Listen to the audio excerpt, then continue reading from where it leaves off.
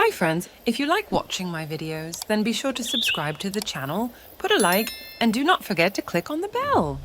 Enjoy watching! A girl named Cecile with long, wavy and blonde hair, with her eyes closed, stands in a lush white and pink dress in the middle of a dark room, with a noose around her neck.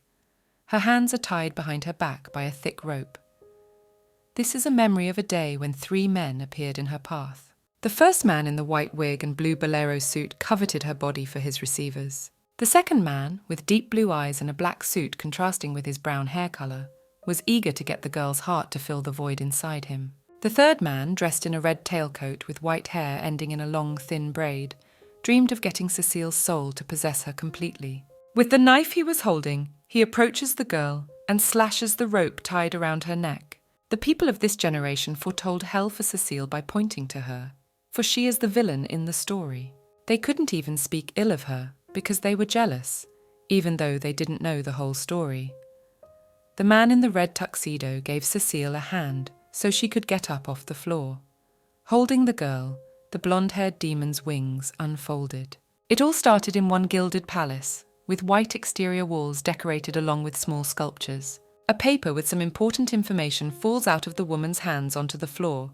Cecile asks her mother what happened and what the letter says. A woman in a blue dress and dark brown hair, turning her head away and covering her mouth with her hand, sadly asks what they should do now.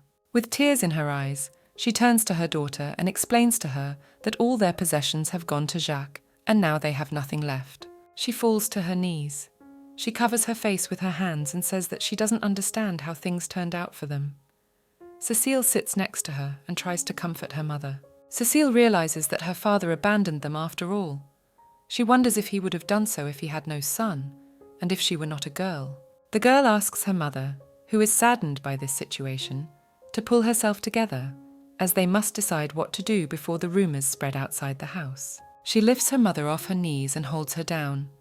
The woman asks Cecile what they need to decide, since they are in debt anyway and no one will help them. The girl suggests to her mother that she try to contact Andre, as he is a responsible man. He and her mother once had an affair. The woman does not really want to turn to her lover, but Cecile insists that they must turn to Andre. As a last resort, will have to marry. An ordinary intermarriage is currently the most effective way of avoiding debt. But if I find out about Cecile's situation, the marriage will be meaningless to them. One evening, they decide to hold a reception for noble guests, where they can find a marriage option.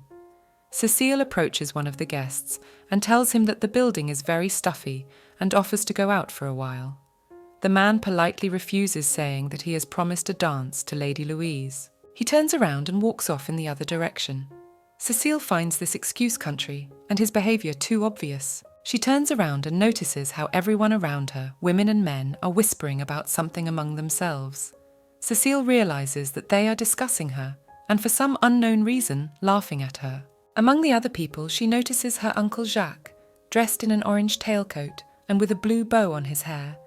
He waves from afar to his sister, who sees him. Cecile wonders what he's doing here. One thought occurs to her, and calling her uncle a scoundrel, she comes to believe that the reason for the guests' mockery of her is that she has spread the rumour. Late at night, the palace garden is illuminated by a full moon. Jacques goes outside, followed by Cecile. She decides to ask her uncle what he is doing here. Looking at him with her bright pink eyes, the girl suggests that Jacques has come to the reception to show off his newly acquired wealth. Her uncle confirms this, realizing that Cecile has already received a letter of transfer. Jacques jokingly tells his sister that he is sorry she found out from the letter, as he wanted to tell her in person when they met. Cecile reproaches her uncle for his behavior, which is very nasty. Grabbing his sister by the shoulders, he asks her why she thinks it's gross, and doesn't she want him to help her. Jacques reminds Cecile that girls can't make money, and so she has 2 options, either marry well or sell her body. The girl looks at her uncle with anger and disgust. Mentioning that rumour of their bankruptcy has already dissolved, the marriage option can be dismissed as it failed. Instead, Jacques offers his sister to give herself to him, as he can pay generously for her body, given his acquired fortune. Cecile responds by sending her uncle away with such an abominable offer. In case he does not leave her, the girl threatens to spread a rumour that he is an unscrupulous pervert who seduces his relative. Angry at this, Jacques lets go of his sister's shoulders and swings his arm in preparation to hit her, asking how dare she threaten him. But his attempt to hit the girl fails. He freezes in bewilderment and then passes out and falls flat on the tile. Suddenly, a voice behind Cecile's back says that they haven't seen each other for a long time. The girl turns around and sees the demon behind her, hovering in the air on its big black wings. Cecile remembers the day she first met this man as a child walking in the alleys.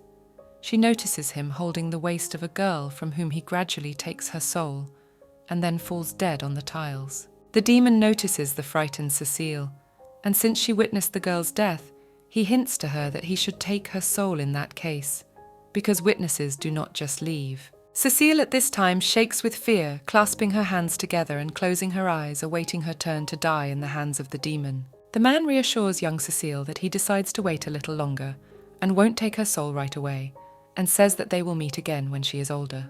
The girl finishes reminiscing about that meeting. The demon lands on the ground and, holding out his hand, introduces himself as Azrael and informs Cecile that he has come to help her. She asks Azrael what exactly he wants to say.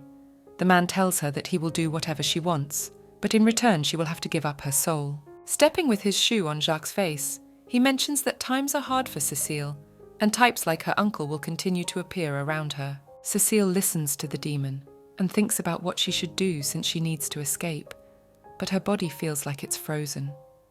But even if her body could move, would she be able to escape it? Somewhere in the distance, the voice of Cecile's mother is heard, looking for her and hoping for an answer, shouting out a question about where she is. The girl calls loudly to her mother to go to her voice.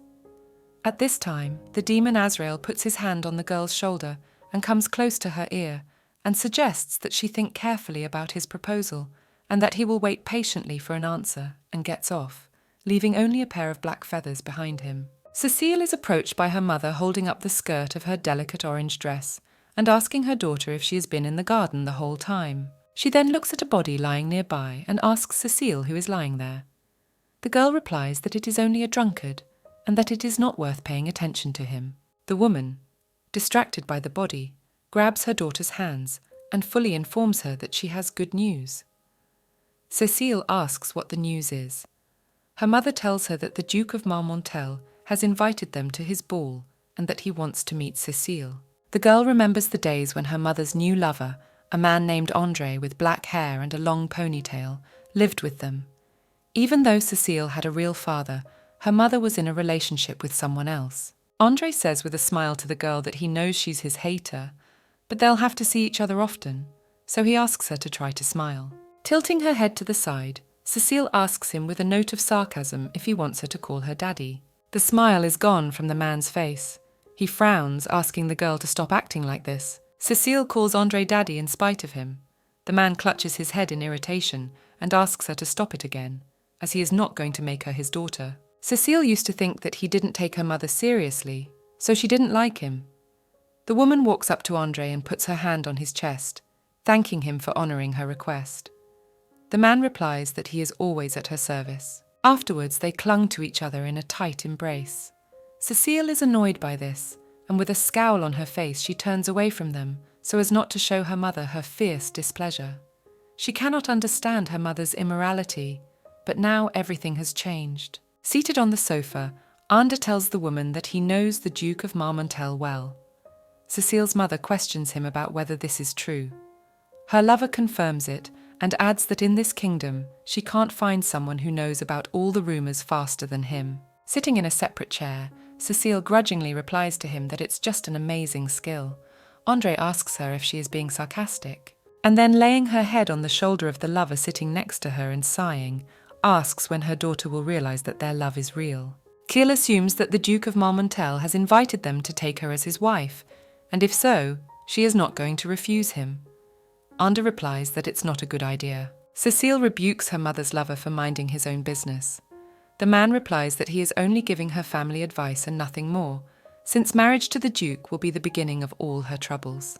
The woman asks why he thinks so, since this Duke has a lot of money and is probably a very caring and loving man. Anda gently wraps both hands around her face and calls Madame very naive, and asks her if she really believes it. Glancing at a disgruntled Cecile, he tells them that the king has a bad relationship with the Duke of Marmontel because his father was encroaching on the throne, and so the king has spies on the duke to watch his every move. And people say interesting things about him. Andre has heard that he's been dubbed the Emperor of Red Light Night. Plus, they say he's dining with anti-government forces. After hearing all this, the woman grabs Andre by the collar of his white shirt and asks if everything he told her is true.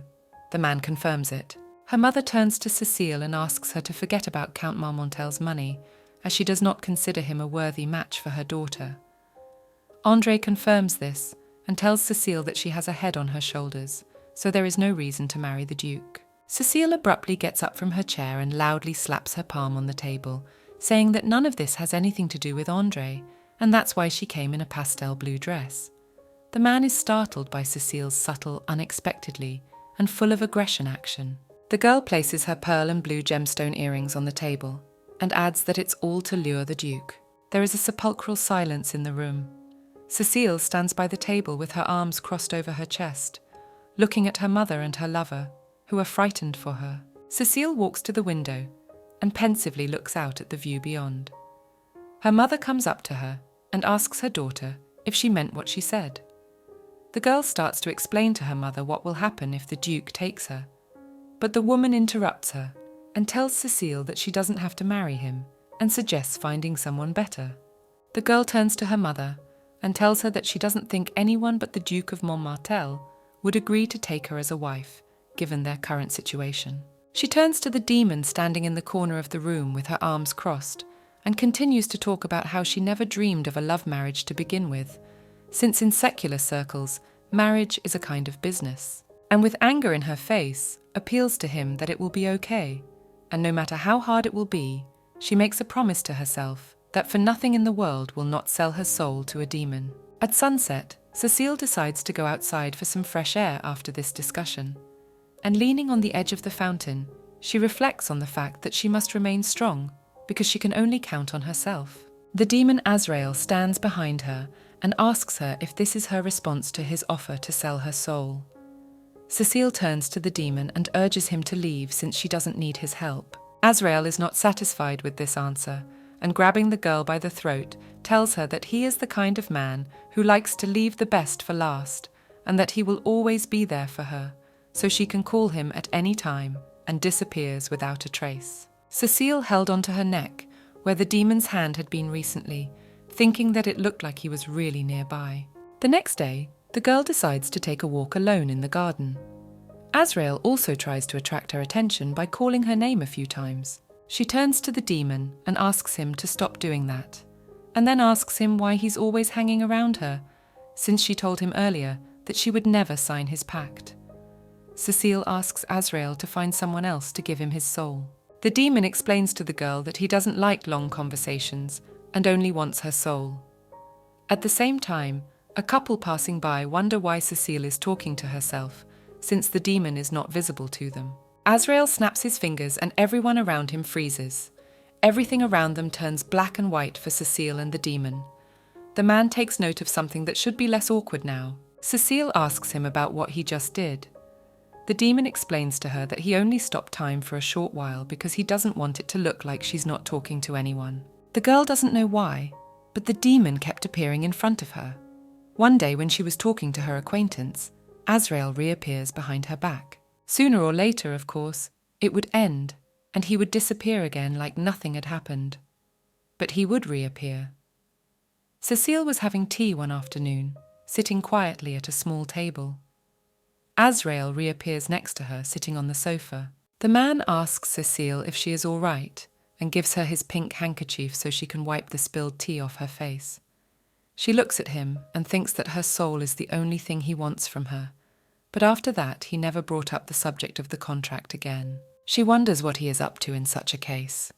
Cecile takes the pink handkerchief from his hands and thanks him for his concern. At night, lying in the cow, and the girl still cannot sleep from the flow of thoughts in her head. She remembers that next week she will have to meet the Duke of Marmontel. She still can't sleep and thinks she needs to clear her thoughts so she can sleep. Azrael appears behind her again. Leaning over her body, Cecile offers to sing a lullaby for her, and then snaps his fingers, stopping time. The girl jumped up fearfully, holding her blanket with both hands, and asked the demon to leave the room immediately. The man rips the blanket out of the girl's hands and moving closer to her, asks what she will do to him if he refuses to leave. Cecile explains to him that if he dares to touch her again, she will bite off his tongues and kill him. Azrael wonders if this is what they teach them at the Institute of Noble Maidens. He notices the useless things they teach there. Cecile dodges the demon and asks him to let her go. The demon agrees to let the girl go and turns his face away and asks her if she regrets that he didn't kiss her. Without answering his question, Cecile asks her own and asks why he addresses her in the first name. The demon is surprised by this unexpected question. With his head down on his palm, Azrael asks Cecile if she means that she wants him to address her as you. After a little thought, Cecile replies that it would be better if he continues to address her as you. Then the demon leaned his finger on the girl's forehead and put her into a deep sleep, as it was already late, and holding her in his arms promised that he would make sure that no one and nothing would disturb Cecile's sound sleep. He puts the girl on the bed and covers her with a blanket with care, looking at her and thinking that it is very exciting for him to be near her. He is glad that Cecile appeared in his life. The next day, Azrael stands in front of the window, immersed in memories of his early encounters with Cecile. The first time he met a girl with curled hair and a dress adorned with roses, she was just some kind of entertainment to him. On the day of his third and second visit, Cecile was sad about something and tears were streaming down her cheeks. Azrael felt sorry for her. And the third time he saw Cecile in a serious condition lying on the bed, the demon was afraid for her and couldn't just give up. With a shaking hand, he pulled Cecile into his arms, making sure she was unconscious but still alive. These encounters with her have changed Azrael. Meeting Cecile again for the fourth time at a recent reception, he realized that he wanted to protect her soul, and if such a repetitive life is her destiny, this time he decides to break the order himself and change her life. He was interrupted by a member of the Demon Society and noticed that Azrael was not present at the next meeting, as well as at the previous one. The demon turns around and asks a man in a white mask with a long nose if he's come by chance to reprimand him for being absent from meetings a couple times. He explains to Azrael that they have definitions of the job they must fulfill and asks him to temper his personal motives. Putting both hands behind her head and closing her eyes, Azrael asks not to worry, as nothing out of the ordinary has happened. The masked man asks the red-eyed demon how much longer he can follow this girl, as there are plenty of souls like her in the world, and asks him why he is attached to Cecile. Azrael explains to the man that this is the fourth attempt to take Cecile's soul, but now he has realized that he just can't give up, no matter what it all has to do with him, and tells him that he has to understand him. Unexpectedly, for the masked man named Mephisto, Azrael puts his hand on his back and asks him if he himself has not felt attached to someone. Mephisto turns around sharply and hints with his tone of voice and movement that Azrael should stop acting like this, asking stupid questions. As he takes his hands off the man, Azrael explains that he was only asking, and it was just a silly joke, as that is all that amuses him in his boring life. Meanwhile, in his estate sits at a small table with a cup of tea on it Count Marmontel, and reads a letter. A girl in a pink dress comes up to him and rejoices that she has finally found the Count. She asks him what happened, as she noticed that he was drinking tea in his bed again instead of at the table. She puts her hand on the Earl's shoulder and asks him why he doesn't want to have tea with her. Count Marmontel looks thoughtfully at one point and throws back the girl's hand, which gives her a slight shock. She notices that the Count is in a bad mood today. After thinking it over, Marmontel asks the girl to pack her things and go to Marcel. The Count adds to his words that he will give her his villa near his estate, and there she can start a new life. Concerned by such a speech from the Count, the girl falls on her knees, grabs his hand and asks him what he means, and if he is not talking about kicking her out. But in that case, she just can't imagine her life without him. She asks the Count if he no longer loves her as he used to. Marmontel explains to her that it is not that at all, but that he does not want to show her to the girl who will soon become his wife. And in order not to offend his mistress, he tells her that they have known each other for a long time, so she can turn to him at any time. He will always be able to help her. A girl replies to a count named Arnaud that it would be better if he told her that he didn't love her anymore, as it would explain everything more, and asks him why he needs another woman. Didn't he say that they would marry? Count Marmontel rudely asks his mistress to be sensible and asks her if she has accidentally forgotten her place. He explains to her that he dare not even dream of having a Marmontel prostitute as his wife. A girl with sorrow in her heart falls at the Duke's feet. The man asks her to do him a favour and leave quietly. At this time, he is informed that guests have arrived at his house. The Duke is delighted that everything is going according to his plan. He was about to leave to meet the guests, but his mistress stops him by asking him to stay here for at least another week, and she promises to keep a low profile and not to be seen by anyone. Duchess Marmontel agrees to this request and leaves the room. Meanwhile, Cecile, her mother and Andy sit down on one of the balconies. Her mother tells her lover that she didn't know he had reserved seats for all of them. Ander moves the woman's chair with care and wonders if he can't even do that. Cecile ignores the couple and looks at the other guests on the other balconies. She notices her Uncle Jacques holding binoculars in his hand and talking passionately to a woman in a bright green dress. Cecile doesn't understand what the impudent man is doing here. Through his binoculars, he spots his cousin and aunt. When he comes to them, he mockingly asks them what they are doing here, if they have extra money to see the opera. And when he looks up and looks at André, he guesses that it was his aunt's lover who arranged it for them. He adds to his words that he didn't know she was still dating that brat. André resents being called that. Cecile approaches her uncle and asks him to leave them without making too much noise. Noticing her sister, Jacques smirks and asks her not to make such an expression, and notices that Cecile is prettier when she smiles. The girl asks her uncle why he thinks she should smile.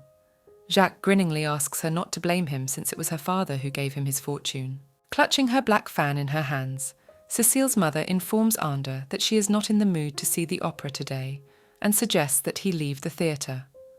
André, seeing the sadness in his lover's face, agrees to her request and calls Cecile to leave the theatre. Jacques doesn't let his sister leave the balcony at once, and grabbing her shoulder tells her that he has heard that she is marrying that old man who hates the king, and asks her if it is true. The man tells her that if she is with him, he will give her a much better life than with some old man. Cecile slaps him on the arm and asks her uncle if he's tired of being humiliated yet. She explains to him that she thinks this old man is much better than someone like him, and at least his fortune and power are much greater than Jacques', and if she becomes the Duke's wife, her uncle will not be a problem for her. The man's angered by these words. He shouts her name. Cecile leaves the balcony and sees André on the way out, comforting her mother. He puts his arm around her shoulder and tells her that there is no need for tears. The woman apologizes to her lovers for not being able to see the opera because of her. Ander tells her that it is not a big deal, and they can watch the opera later. Cecile looks at her mother and her lover and walks to the edge of the corridor, leaning on the edge of the wall, thinking about the fact that she is shaking and does not understand how Jacques had the courage to say such a thing, and he could have hit her in a fit of anger. Cecile turns around and sees the demon Azrael beside her, placing his palm on her hand and telling her with a smile on his face that if Dark dared to hit her, he would rip him to shreds immediately. The girl asks the demon to let go of her hand without any response, and after he agrees, she wipes her hands with a handkerchief. Azrael is hurt by this reaction and asks Cecile to stop treating him like a bacteria, because it hurts. Cecile looks at her hand and notices that it is no longer shaking as it was a while ago. She asks the man if he has come to persuade her to sell her soul again. Azrael tells her that she should be used to it by now. Anyway, he asks her not to worry so much, because there is not a single man in this world who would not fall in love with her, and this Duke Marmontel is no exception. Cecile asks the demon if he is in love with her in that case, since he is also a man, and from what he says he must have feelings for her too. Azrael is stunned by such a question, and after a brief silence leaning on the side of the curb with a smile, answers Cecile that he is not just a man and a demon. The girl finds it boring that Azrael didn't even look embarrassed in any way, and with his head proudly raised, turns around in the other direction, walking away from the demon. The man trails off and tells her that if he wasn't in love with her, he would be standing here with her and giving his support. The next day, Cecile and her mother take a carriage to the Duke of Marmontel's estate for a ball. Looking out the window, the girl thinks that since the Duke is organising the ball, it means that besides her, other candidates for marriage have received invitations. She wonders whether she will be able to attract the Duke's attention against the background of the daughters of aristocratic families, or whether she will have time to talk to him in the meantime. Cecile decides that she should stop screwing herself up, and everything will be decided at the ball. Her mother notices that they are almost there and asks Cecile not to worry so much, and suggests that she imagine that she is going there just to have fun. The girl notices her mother shaking and notices that she seems to be worried more than her. The woman denies it, as she thinks that she can't be worried because it's not the first time she's been here. They arrive at their destination. The butlers of the Duke of Marmontel's estate, dressed in blue tuxedos, help Cecile's mother out of the carriage. When the woman has reached the end of her descent, she looks up and notices an acquaintance named Manhwa, the Marquis's wife. The old woman greets the guests. Cecile's mother concludes that Manhwa has also been invited to the Duke's ball, and is so relieved that she has met some familiar faces here. Meanwhile, Cecile is also helped off the wagon. They all head towards the entrance of the huge house, climbing the stairs. At this time, she explains that she is staying at the manor for a short time at the request of the Duke himself. The woman notices Cecile walking behind her and tells her she is glad to see her. When Manhwa reaches the entrance, assuming that the guests are tired from the journey, she suggests that they go inside the building. Cecile notices something. Looking up at the windows of the top floor, she sees the dark silhouette of a woman. She gets the feeling that someone has been watching them closely since their arrival. Manhwa tells them that the Duke is now in the shadow room, after going inside and up the white staircase. Cecile's mother notices that it is rather quiet for a ball and asks her acquaintance if she thinks so. The old woman replies that she hasn't heard anything about the ball. Cecile's mother says she remembers that the Duke invited them to the ball. Manhwa suggests that there may have been some mistake. And as far as she knows, there are no other guests in the house except for her, Cecile, her mother, Madame Mercier, so the ball is not planned. The door creaks open, and Manhwa points to Cecile and her mother, and smilingly informs Duke Marmontel that his guests have arrived. The girl sees the Duke of Marmontel with a red bow tied on his wig, looking thoughtfully out the window.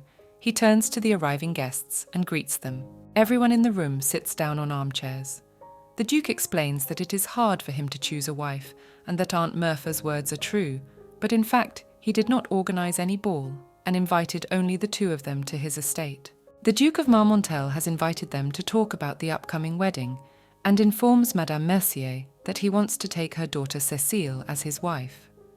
The woman is a little perturbed by this proposal, and questions him about what he said to be sure. Madame Mercier and an elderly lady, Manhwa, are standing in the street behind the Duke and Cecile. The girl's mother tells her acquaintance that this marriage proposal is very sudden. Manhwa asks the madam not to worry as they recommended her daughter to the Duke, but he chose Cecile himself. In addition, the king has approved the wedding, and Cecile will now become the Duchess of Marmontel. The girl stands next to the Duke and looks down at the ground, wondering if she can marry him. The Duke interrupts the awkward silence by saying that he realises that this is all very sudden, but he hopes that they can live happily ever after, even if they have a big age difference. Cecile replies that age is not a problem for her. The Duke asks the girl not to 30 the obvious since he knows what he's talking about, and thinks he doesn't deserve a young and beautiful girl like Cecile. The man apologises in advance for his shamelessness, but he has one request for her. Cecile agrees to listen to him. The Duke tells her that he only wants two things from her, that she should bear him an heir and not leave him, and then all this will become her property, and places on her palm an expensive necklace with 10 precious blue stones and diamonds around them. Cecile admires the gorgeous necklace. The Duke of Marmontel explains that it's his wedding gift to her. It is a family heirloom worn by the Marmontel family, the image of a girl hugging her shoulders, her copy to amuse her, as now everything will be as she wanted. Now there is no need to worry about any debts, and all the aristocratic families will kiss her and her mother's feet. The image that looks like Cecile is replaced by the demon Azrael. He tells her that if she is patient, the Duke will soon leave this world and she will be free to live. Cecile asks the demon to stop abusing her. He agrees that he has gone a little overboard. The girl answers him that everything is fine, and she does not need to wait for the Duke's death. As soon as she fulfills his requests, then she can live a quiet life. The visions are interrupted, and the girl returns to reality. The Duke asks Cecile if she will accept his marriage proposal. There is still a demon standing behind her. The girl agrees to the Duke's proposal to marry him. Cecile mentally replies to the demon Azrael that he will not be able to give her everything she wants, and everything will be meaningless if she cannot get what she wants by her own efforts. At night, Cecile stands at the mirror, changing into a blue dress and trying on a necklace given by the Duke, thinking that at least after marriage, Jacques will no longer humiliate her, and the debts will be over. The girl recalls the Duke's requests to bear him an heir and not abandon him. It seems simple enough to her. The things she must do when she becomes the Duke of Marmontel's wife will not cause any difficulties, and he does not ask her to love herself. Cecile takes off her family jewellery Marmontel and takes a candlestick with 3 lit candles and goes out into the dark corridor and keeps thinking that if she accepts all these conditions, then it can be said that this place is now her home, all his possessions, villas, rights, everything that belongs to the Duke. Distracted from her thoughts, she hears a noise, which seems strange to her, since it is late in the evening. The candles she holds in her hands go out in an instant. Going down the stairs, she notices 2 servants asking someone if it is all luggage, and if all the things are loaded, then it is okay to go. Cecile notices under her cloak the face of a girl she knows quite well. She guesses that she is the Duke's mistress. She did not know that there were other guests in the house besides them. Cecile calls out to Madame Zoffram.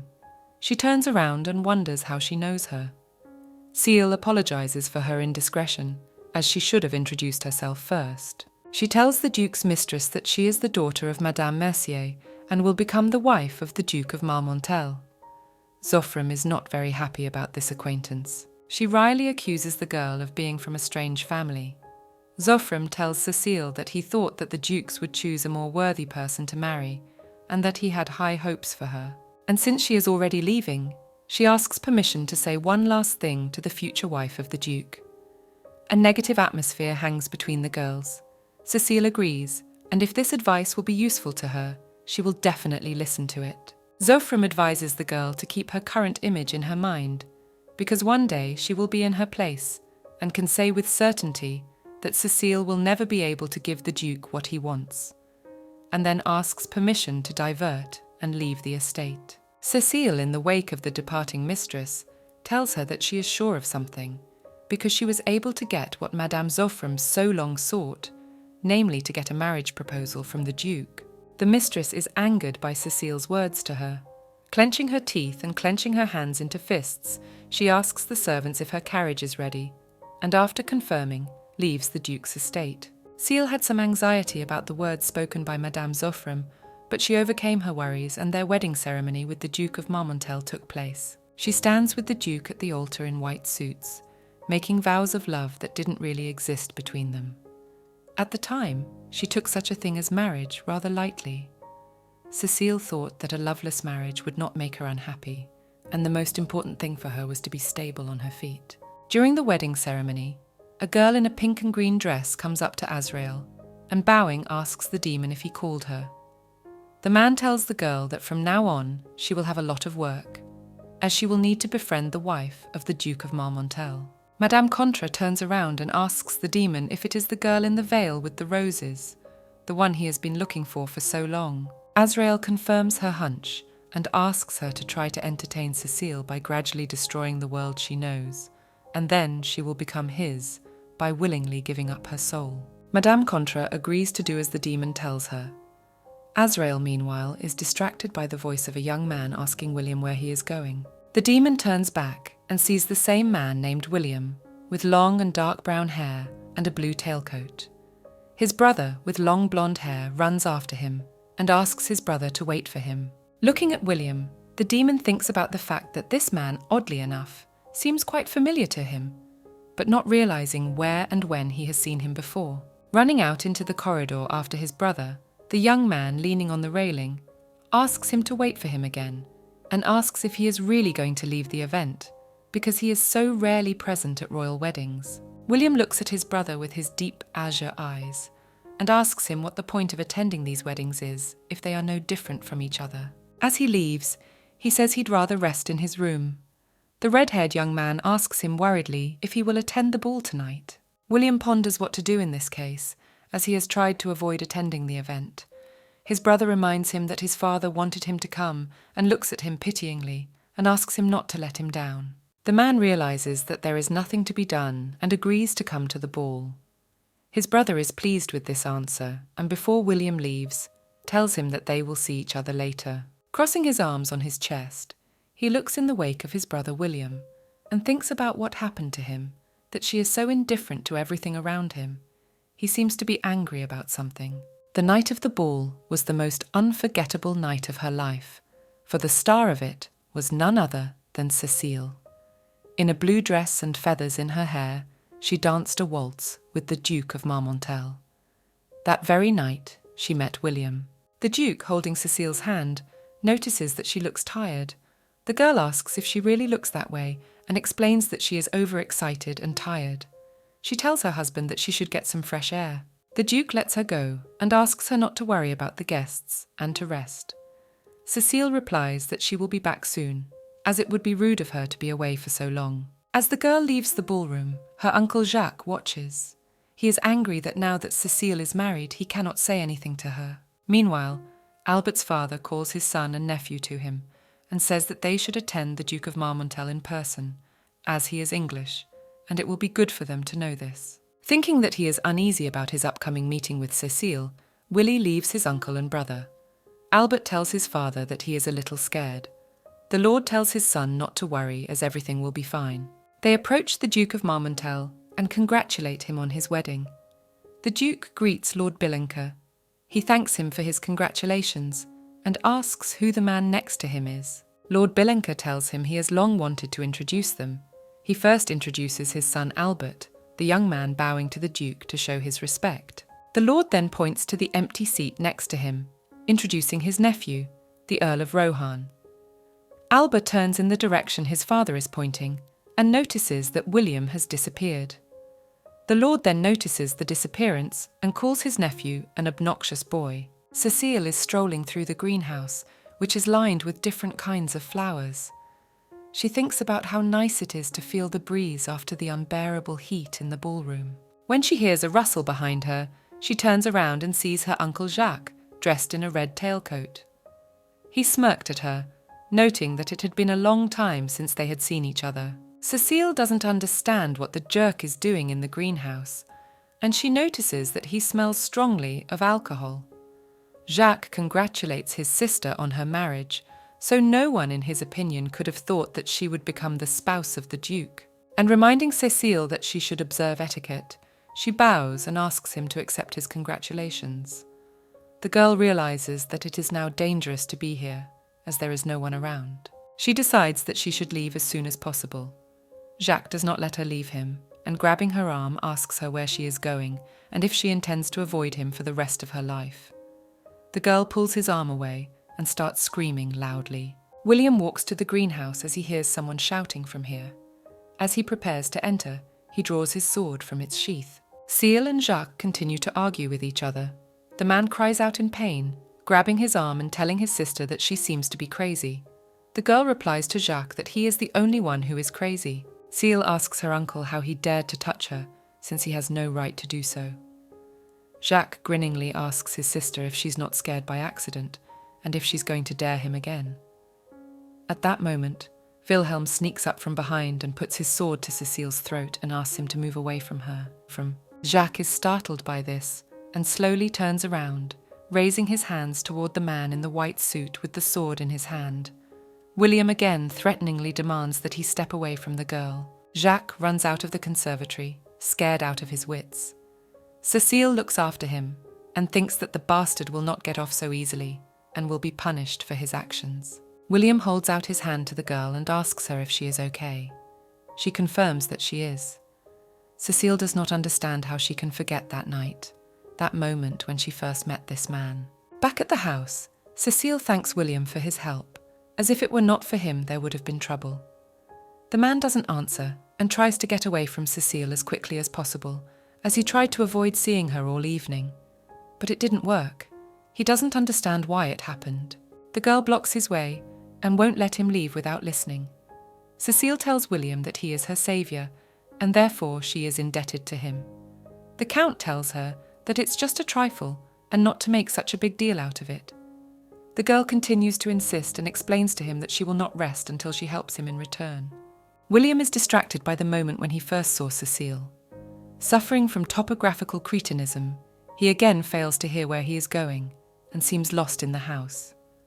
But he must find his way, as his brother Albert is obviously waiting for him. William turns around and sees Cecile talking to someone he guesses to be Count Marmontel's fiancé. The girl is called to her by her mother. As Cecile walked past the Count, they looked at each other. William had fallen in love with the betrothed girl at first sight that day, but the line must not be crossed. That's why he tried to avoid their meeting. The Count asks Cecile to forget about thoughts of helping him in return, as he is just an ordinary passerby, and that's the end of it. The girl sees off his gaze and ponders what it is with him, but even so, she still can't remain indebted to him. Cecile asks the man to wait and grabs his arm to keep him from leaving, but he roughly and sharply pulls her arm away from him. There was silence between them, as William was worried about the fact that he had thrown the girl's arm away so sharply, it came out of reflex. Cecile ponders why the man did this, assuming that he just doesn't like her, but that doesn't change the fact that he has acted in a most tactless way towards her. William is concerned about this and thinks about what he should do in this situation. A little later, his brother Albert runs up to him, saying that he has been looking for him for a long time and calling him by name. The young man is surprised to see the wife of the Duke of Marmontel standing in front of him. Cecile turns around and asks the man if his name is really William. He is not very pleased that the girl recognized his name. Albert asks his brother what he is doing alone with the Duke's wife. The girl asks Albert and his brother if they are foreigners. The young man apologizes for not introducing himself to her at once and tells her that he is the son of the ambassador from England, Lord Bilanca. He then introduces Cecile to his cousin, the Earl of Rohan. The girl looks at William and reflects that this is the first time she has seen such impertinent behaviour. She tells his brother that the Earl of Rohan has given her invaluable help, but refuses to accept the reward. Albert asks Cecile what has happened. At the same time, Demon Azrael was watching their conversation. He finally remembered where he had seen William, and that's why he seemed familiar to him, as if he had met him somewhere before. The demon saw him in Cecile's past life. He was her lover and husband. It seems impossible to him that they will be together in this life. Azrael realizes that he will have a very hard time in this case, and he wonders whether he can help her or not. Before going to sleep, Cecile recalls the moment when she was standing with Albert and William, and she asked him to ask her to dance, extending her hand. The man bows and apologizes for having to refuse such a request, because he has no talent for it. His cousin is outraged by this act. As Cecile puts on her robe, she says in a low voice how shameless he is. The maid asks the girl why she said it. Cecile raises her head and apologizes to Marianne for not saying it to her. She explains that she is so tired from the day that she is not paying attention to her words. The maid replies that she understands her perfectly. At that time, Duke Marmontel comes knocking into the room and tells the hearing that if she is finished, she can go.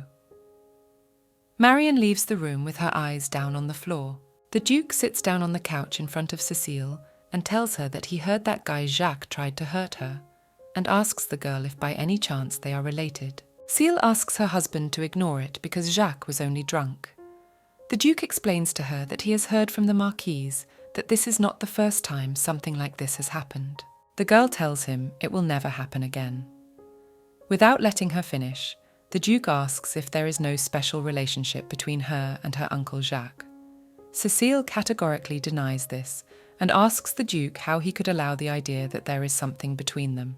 The Duke of Marmontel grabs Cecile by the arm and sits her on his lap and tells her that he doesn't care about her past, but he does care to know whether she is a virgin or not.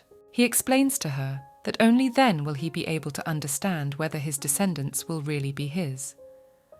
Cecile asks her husband whether he wanted to humiliate her like this from the beginning. He tells her that he never had such thoughts and asks her not to think about it. The girl rises from the Duke's lap and, holding his robe, tells him that she will soon check whether he is lying or not, but has something to add. Cecile reminds him that she is his wife and Duchess of the Marmontel family and asks him to treat her with respect. The Duke is outraged by this insolence and stands up from his chair and tells Cecile that she seems to have misunderstood something. She is now his property, so he decides how to treat her. And as he tucks Cecile into bed, he asks her to remember one thing. He's the only one who can give orders around here, and until she bears him an heir, he asks her to be quiet and fulfill all the duties of a wife. Cecile thinks that if one word were to describe this night, it could only be dislike.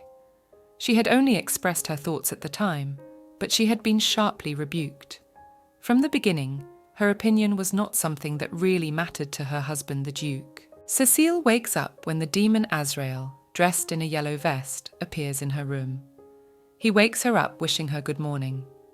Cecile wakes up with her eyes open and asks the demon what he is doing here so early and if he has come to mock her. Azrael answers her that he does not wish it in any way, but has come to comfort her. Cecile tells him that she's not interested in his silly jokes right now. The demon says that she should not have married him. The girl answers him that she is much more resilient than he thinks, and until she bears him a son, she will be able to bear it. Azrael notices that Cecile is thinking about another man on the very first night. The girl asks the demon who he's talking about. He explains to her that it is about that tactless gentleman, and I think his name was William. Cecile denies that she's thinking about the man and turns her head away to ask the demon why he's even interested in who she's thinking about. She explains to Azrael, lying at her feet, that she would not like to meet this man again. The demon asks Cecile what the reason is and tells her that she and William will meet more than once. The girl clarifies what he means. Azrael replies that he meant what he said, because her husband, Duke Marmontel, invited William's family to the mansion. Sitting in the carriage going to the Marmontel family home, Albert asks his brother not to behave rudely to the Duke's wife there, as he believes that he is not really a wicked and ill-mannered man. The young man asks William to answer why he is behaving this way towards Cecile. The Count replies that since they are brothers, he believes he can keep his secret. Albert promises his brother that he will never tell him anything. Since there have never been any secrets between them, William can trust him. The carriage, meanwhile, has already pulled into the grounds of the mansion. Cecile and the Duke of Marmontel are sitting on opposite sides of a table set with many dishes. The Duke asks the butler next to him for water. The girl looks at the husband sitting opposite her reading a letter and ponders the fact that he invited guests without even consulting her. It occurs to her that the Duke has deliberately kept silent about it. Cecile decides to talk about it and tells Arnaud that there are rumours among the servants that someone is coming to visit them. The Duke replies that the maids always know everything. The girl notices that it seems that in this house, only she has no idea who their guests are today. The man replies to Cecile that if she is still bothered by yesterday's incident, and he apologises for it. She replies to her spouse that it's fine, and she was just asking. The Duke tells Cecile that at Lord Bianca's request, his son and nephew will stay at their house for a few weeks. Besides, the Earl of Rohan saved her life, so he thought there would be no claim. She's about the same age with him, so she thinks that his wife and the Count will find a common language and she will not be bored. Cecile replies to the Duke that even so, a guest is still a guest. Aaron asks the girl if she thinks it's the wife's role to entertain the guests. In general, he is sure that Cecile can fulfill this role. She clenches her hand into a fist, angry that the Duke has misunderstood her, and that this is not the point. The servants inform the gentleman that the guests have arrived. The man is surprised at how quickly they have arrived. He gets up from the table and asks Cecile if she will go with him to meet the guests. The girl extends her hand to him and agrees to go with him. Cecile thinks that she has no other choice and will try not to cross paths with William if possible. The Duke and his wife greet the Count and his cousin. Albert thanks the Duke of Marmontel for the invitation and tells him that they really didn't know where to stay, so they are very happy to stay with them for a while. The Duke promises not to disturb them as long as they make themselves at home. William glances at Cecile standing next to the Duke, and his cousin notices. Albert is replaying the dialogue with his brother in the carriage. He questions William about what he has just said. The Earl explains that the Duchess is very much like the girl he has seen in his dreams since he was a child. Albert asks him if he realises that it is impossible to fall in love with the Duchess, and besides, it is just a dream. William replies that it's not just a dream for him. For a dream he remembers everything too clearly, and the same moments are repeated time after time, as if she is asking him to find her, constantly reminding him of himself, and he can't just ignore it. Albert asks his brother what he's going to do about it. William asks him not to worry about it, as he tries to erase the Duchess from his mind, but thanks him for his help anyway. Albert can't believe that William has fallen in love with a married girl.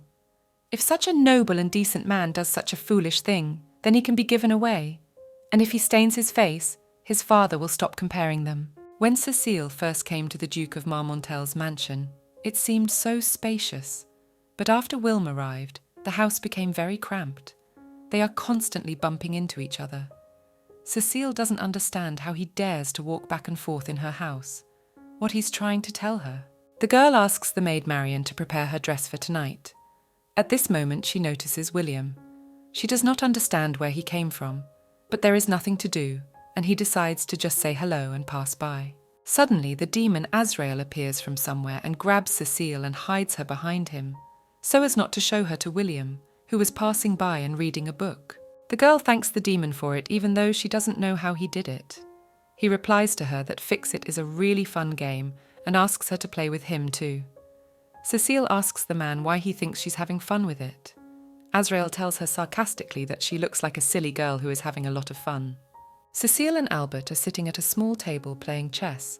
The young man asks the Duchess for permission to ask her something. She agrees to listen to him. Albert asks her if she feels comfortable around William. The girl denies it, saying that it is all lies and nothing more.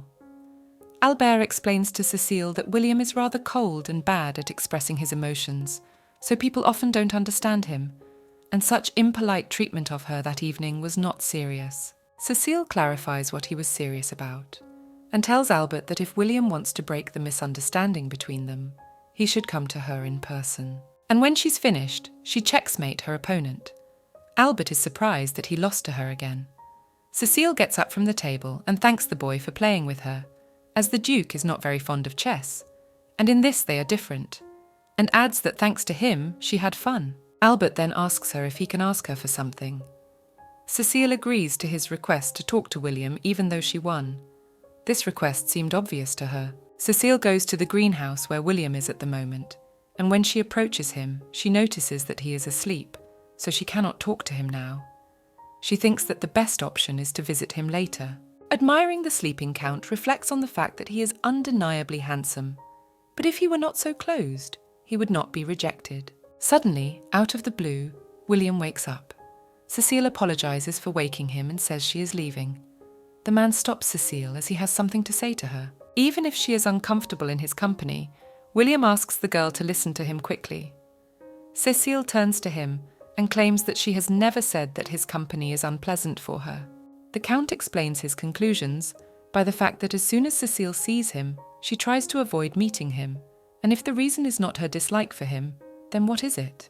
These words confirm Cecile's guess that he has been seeing her all this time. The girl asks William what he's getting at. The man rises abruptly from the bed. He explains that he only wanted to apologize for his tactless behavior the last time they met at the ball, and asks Cecile to generously forgive him. Looking into his deep azure eyes, the girl notices that this glint in his eyes seems quite familiar to her. Of course, dozens of other men have looked at her with exactly the same look, and this glint in his eyes appears only when someone wants something from her. But she can't give William what he wants from her.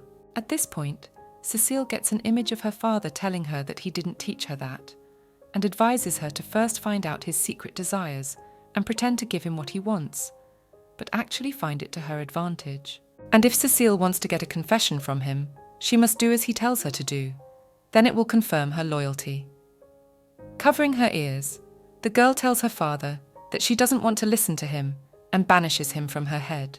Cecile agrees to accept William's apology, and besides, she needed a stronger rival than his cousin Albert. And holding out her hand to him, she reflects on the fact that she is afraid of her habits that have been with her since childhood. Her father's inheritance has always been ahead of her mind. At first, Cecile just wanted to get her father's recognition, but after he is gone, she doesn't understand why she is acting like this. The girl asks Count Rohan if he is good at chess. William kisses the girl's hand and tells her that he is quite good at chess. Cecile asks the Count if he is looking forward to their game. Meanwhile, Madame Messier talks to Elizabeth about a love potion. Cecile's mother was once convinced that it really helps and tells the girl that she would like to give it to her daughter. Elizabeth asks the woman if the leader is the Duchess, but she has heard that she and the Duke of Marmontel have a good relationship and asks Madame Messier if they have any problems. Covering her mouth with her hand, the woman remembers that Cecile had asked her not to tell anyone. Madame Contra is outraged that it is a secret to her, as she thought that she and Madame Messier have such a strong friendship. Cecile's mother confirms that they do have such a friendship, but asks her to promise not to tell anyone about it. In fact, it's been quite some time since Cecile and Duke Marmontel's wedding, but there's still no news of a pregnancy from them. So Cecile began to worry about it, thinking that the problem might be her, and it would be good if she could give the Duke an heir as soon as possible. Elizabeth asks Madame Messier if she can meet the Duchess in that case, and whether her mother thinks it would be better to go to the girl's house with her. The woman thanks Madame Contra for her help. Cecile is walking in the garden near the lake with William and Albert. Holding a lace umbrella over her head, she suggests they go boating as the weather is just fine. Albert, raising his hands, refuses because he is afraid of the water, and pushing his brother William offers Cecile a boat ride with him. The Duchess agrees, since one man is enough to row the oar, and suggests that Count Rohan go on a water trip. They get into a boat and sail away from the shore. William notices that Cecile looks worried and asks her what is troubling her. The girl asks him if he thought so, and the Count confirms it. Cecile apologizes to him for making him worry about her with his appearance. William replies that it's all right, and on the contrary, he was wondering if he could do something to help her as a friend. Coughing, the Duchess explains to Count Rohan that such words should not be spoken so lightly, and asks if he thinks he can help her. Cecile explains her problem to William, saying that she is trying hard but to no avail, and specifies that it is about pregnancy, and asks the man how he will help her with it. Count Rohan blushes at this answer and asks Cecile not to joke because he is really worried about her. The girl laughingly replies that she is not joking at all, and yet William has lifted her spirits and thanks him for it. After a walk, Cecile is walking down the corridor, humming a song, when suddenly she notices the maid Marianne running out of Duke Marmontel's room with her hair loose. Cecile asks her what she was doing there like that, but Marianne runs away without answering. Having made her conclusions, the girl runs into her husband's room. The Duke, leaning on the bed, asks Cecile how the walk went. Ignoring this question, Cecile asks the Duke about what happened here. Arnaud reaches out to his wife, but she asks him not to touch her with those dirty hands. The Duke asks why dirty hands. Cecile explains to him that if it happens elsewhere, she will turn a blind eye to it, but in her own house, she will allow it. The man tells his wife that until she gives birth to his child, nothing here belongs to her until then, and here in his house, he has the right to do whatever he wants with his servants, and Cecile too. Approaching the girl, Duke Marmontel grabs her by the shoulders, wanting to pull her to him, but Cecile pulls his hands away from her, saying that he can't touch her like that whenever he wants. Everyone's already gathered around the dinner table. Albert notices that the Duke's wife is late. The Duke tells him that Cecile is not feeling well and said she will miss dinner, and since her health must be taken care of, he has already sent a servant with food to his wife's bedroom. The man also asks the guests not to worry about it. Meanwhile, in Cecile's room, the maid Marian sits on her knees at the feet of her mistress and tells her that she will accept any punishment as long as she is not thrown out, because if she remains unemployed, her family will starve to death.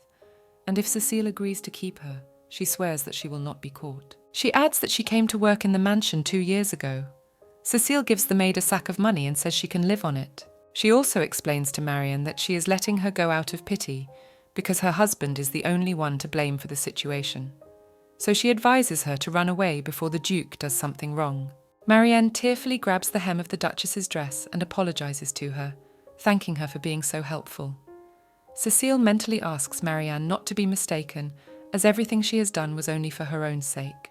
Late at night, the demon Azrael asks Cecile to at least eat a little.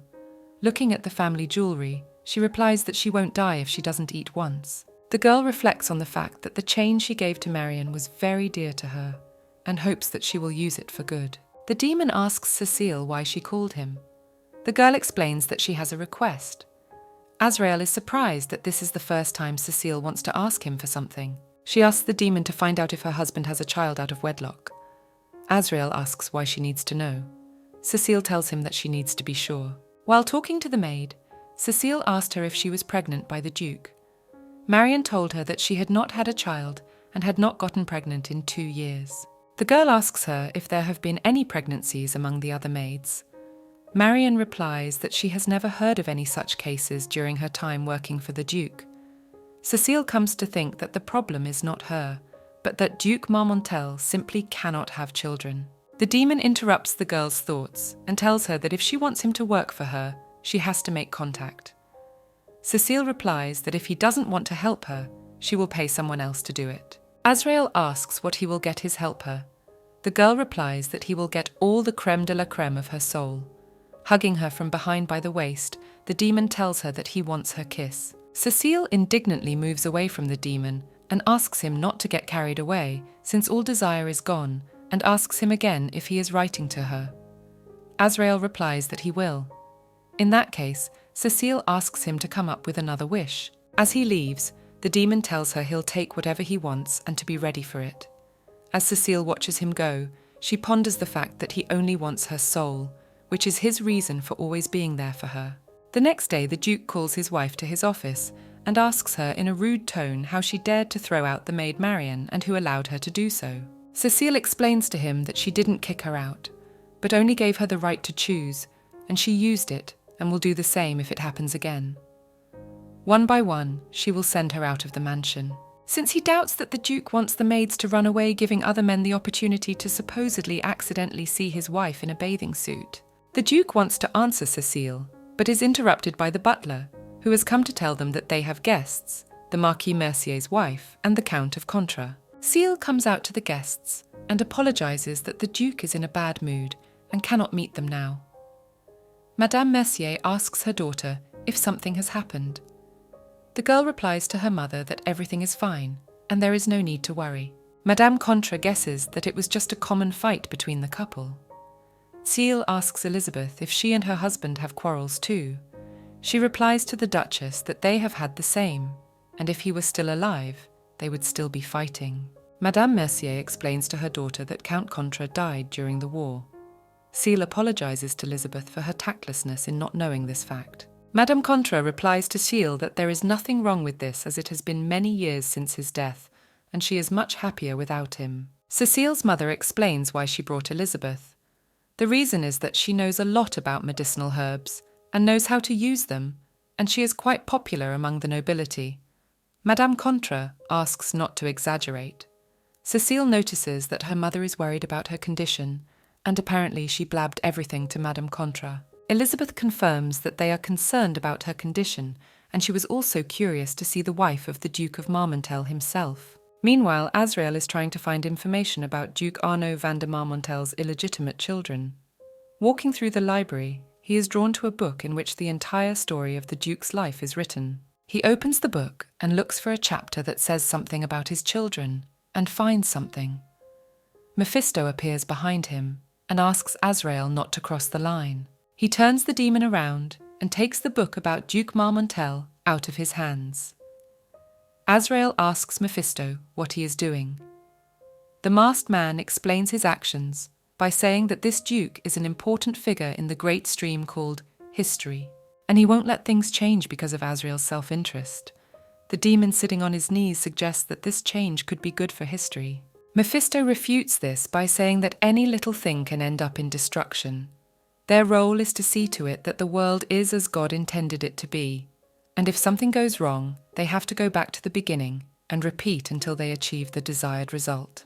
This is Mephisto's 4th attempt at creating a perfect world. He is tired of it all, and this time he hopes to finish what he started, and everything will be as it should be. So he won't let Azrael destroy everything just because of his selfishness. Mephisto notices that the pain from his spell has taken a toll on him, and since the demon was about to reveal the veil of their secret to Cecile, he advises him to hurry up, or it will be too late. Azrael clearly didn't see this coming. The next day, André arrives at the Duke's mansion. When he sees Madame Mercier, he embraces her and says that his heart felt that she would be here, and apparently they are destined to be together. Cecile asks Ander when he will take over. The man calls the Duchess angry because she cannot allow him to say hello to his beloved. Teal, going to the table where the cloths are laid, replies that she does not intend to waste her time because of his greetings. Madame Contra picks up the bright orange fabric and tells Andre that it is simply gorgeous. The man asks Elizabeth to be careful with it, as it is very expensive. William, sitting on the couch holding a book, watches everyone arguing amongst themselves. Madame Contra asks Andre what the problem is, if the cloth is meant for her anyway. Cecile asks her mother's lover to hurry up, as she has little time. Madame Mercier asks Ander to pick out a couple of dresses for her too.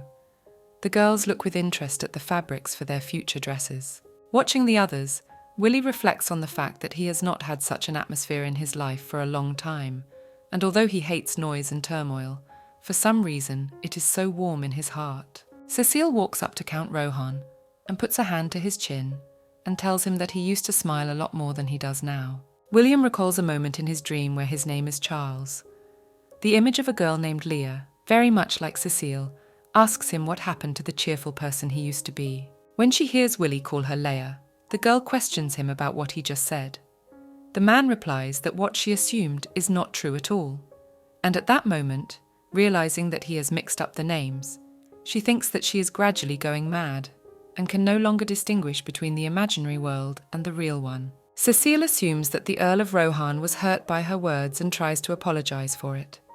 William denies being hurt in any way. The night before she went to bed, Cecile sat on the edge of the bed, wondering if Azrael had finished his search for information on the Duke's illegitimate children. She didn't think it would take this long. The demon walks into the girl's room saying that he is here and so he can guess no more. Cecile looks at Azrael and asks him what happened and why he is so pale. The man tells her that there is nothing to worry about and offers to get to the point. He informs Cecile that everything is as she supposed, and the Duke has no children out of wedlock. The girl finds this strange, as people like Duke Marmontel usually have many children out of wedlock, and he has none. Azrael suggests that maybe the Duke just can't have children. Cecile asks the demon if her husband knows about it. The man tells her that he unfortunately does not know. Azrael wants to say something else, but he can't because his heart is racing. Cecile, worried about his condition, asks how bad he is, and with words that she shouldn't worry about him, he falls on Cecile, mentally cursing Mephisto. The girl tries to get out from under his body with great difficulty, as he is very heavy. Gently touching Azrael's face, Cecile feels the demon's fever and asks if he's dizzy. Cecily touching Azrael's face, Cecile feels the demon's fever and asks if he's dizzy. Cecile does not really believe that Azrael is well and notices that he does not look well. Suddenly, Arnaud knocks on the door and asks for permission to enter the room. Cecile panics and tries to figure out what to do. Azrael snaps his fingers and stops time to lie down as he feels like he has indigestion. Cecile asks the demon if someone has harmed him and if there is even a person capable of doing so. The demon does not answer her. The girl does not understand why. He gets up from the bed and tells Cecile that he wants to kiss her. The girl asks Azrael not to change the subject, but he doesn't let her finish and merges with Cecile in a long kiss, and pulls back to say that it was compensation. The Duchess wants to charge him for his deed, but the demon doesn't let her do it. Cecile asks her to be a little selfish for once in her life and live as she wants, not as others expect from her, and he will kill all the obstacles in her way. The next morning, Wilm comes down the stairs and remembers the dream he had again. He begins to feel something for Cecile and doesn't know what to do about it. The Count of Rohan is met downstairs by Madame Contra and notices his pensive appearance and asks what is troubling him. William replies to Elizabeth that he is fine and nothing is troubling him. Madame Contra asks Count Rohan to listen to her because something is bothering her. The man replies that if it will help her, she should tell him.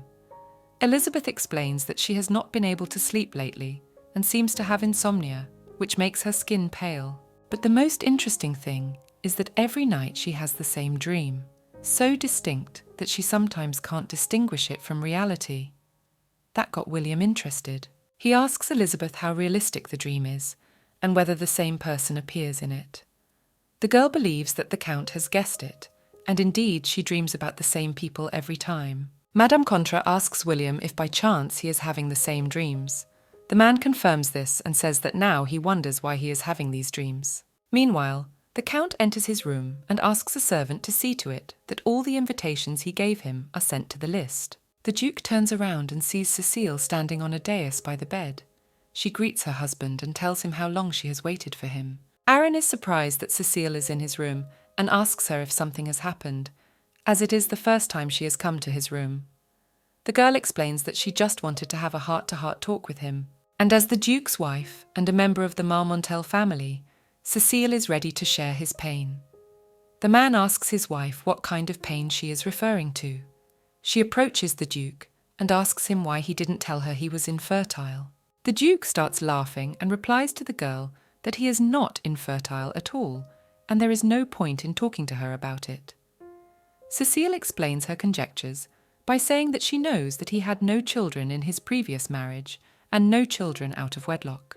Aaron indignantly asks his wife what this could mean. Cecile asks her husband to prove to her that he can have children, and if he doesn't want to, there is nothing to be done, and there seems to be no point in their union, and proposes to the Duke for a divorce. The man explains to Cecile that if they divorce, they will have nothing, and asks his wife if she is satisfied with this arrangement.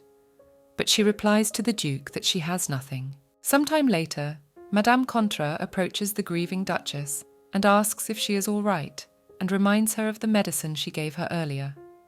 Cecile replies that she does not need it, as her husband, Duke Marmontel, is barren, though he does not admit it. Madame Contra asks Cecile if she knows why the Duke married her. The girl answers her that she knows nothing about it and nothing comes to mind. She only knows that he was advised by her Murph to marry the Count's wife. Elizabeth realizes that Cecile does not know the real reason and tells her that she heard that the Duke of Marmontel kneeled before the king to marry her because at first the king was against their marriage. Cecile learns that the Earl married an impoverished girl and gave up his pride because he wanted her. She is disgusted to realize it, but the Duke loves her and has not sat down to leave her.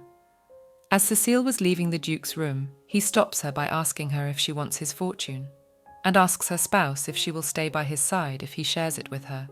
Cecile turns to the Duke and, putting her hand on his chest, tells Arnaud that they are not enemies at all and asks him to respect her as a person, and then they can become great partners. Pulling Cecile to him by the shoulders, he agrees to these conditions and allows her to do what she wants, but he has only one request. The Duke can no longer tolerate Louis's taunts and asks his wife to keep his infertility a secret.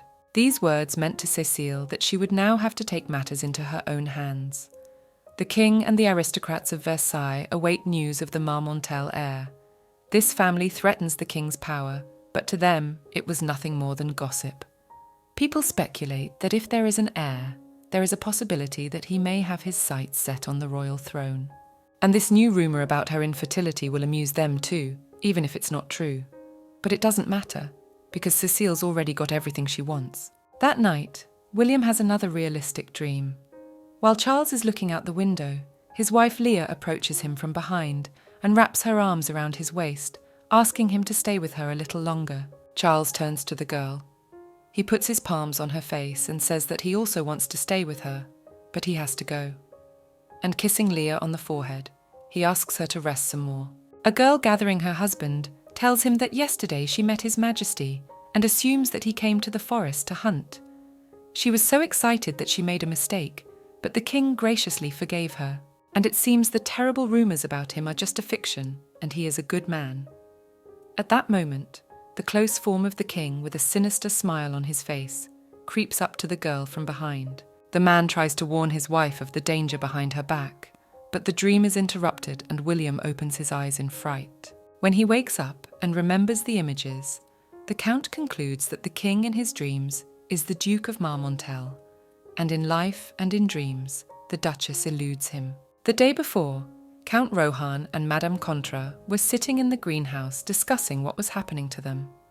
The girl shows the graph of the record, where it says that these realistic dreams may be a memory from his past life.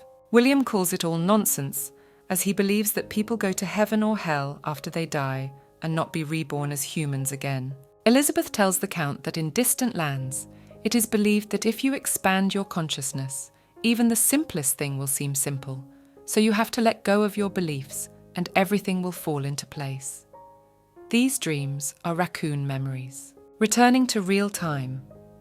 William puts his hand to his forehead and ponders that if these dreams are really his memories from his past life, why he still remembers them. What is the reason? But anyway, it doesn't matter now. Standing at the mirror, he keeps thinking that the Duke will always torment Cecile.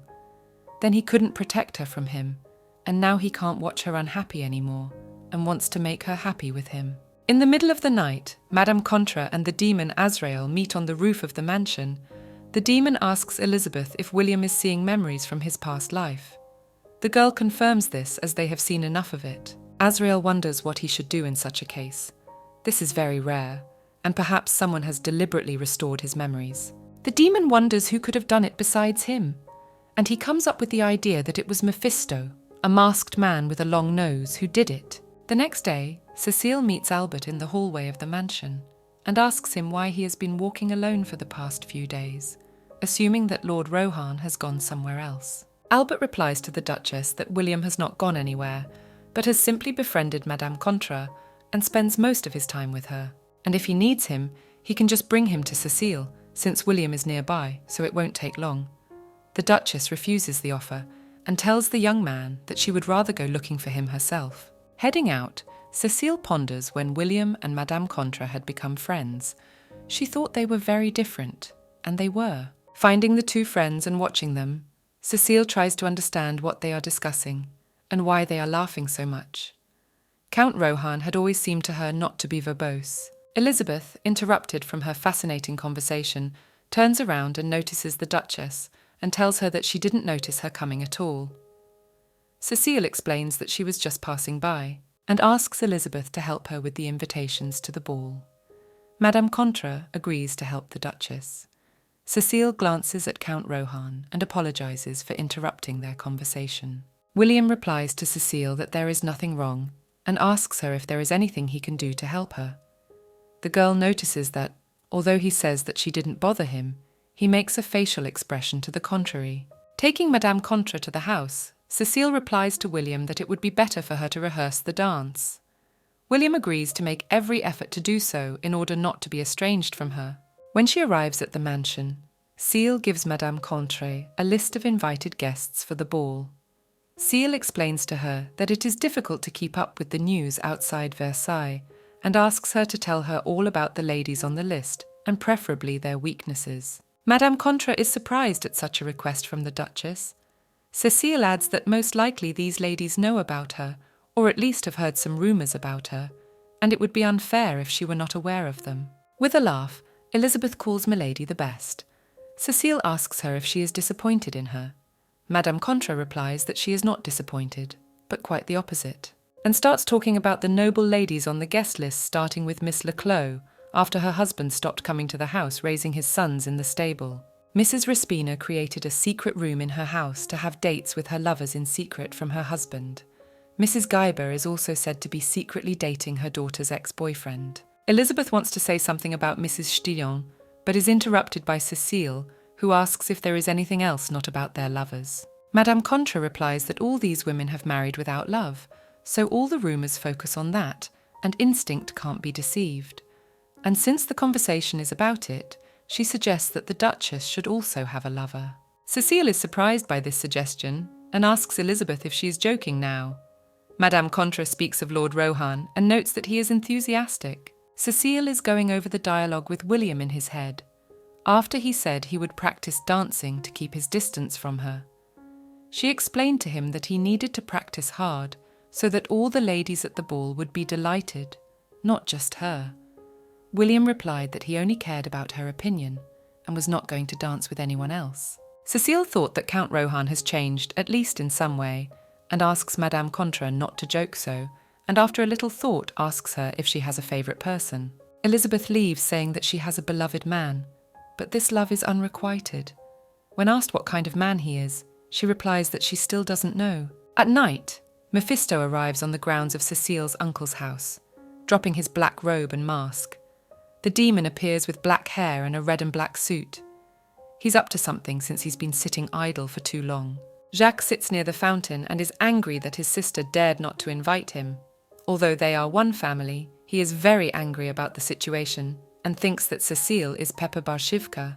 Mephisto goes to the Duchess's uncle and, standing in front of him with his arms crossed over his chest, asks him if he is angry with his sister. Jacques asks him who he is and what he is doing here. The demon asks him if he wants to get revenge on Cecile for joining up. Jacques isn't sure he does.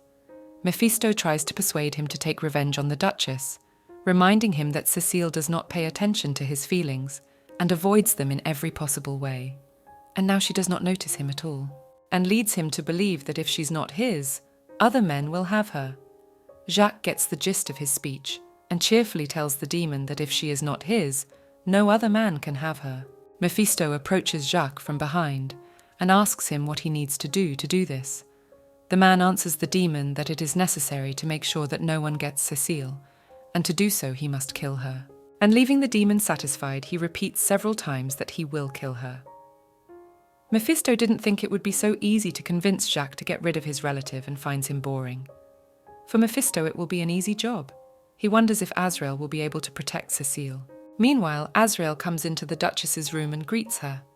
Cecile asks the demon why he is here and if he is all right now. Azrael is pleased that Cecile was worried about him.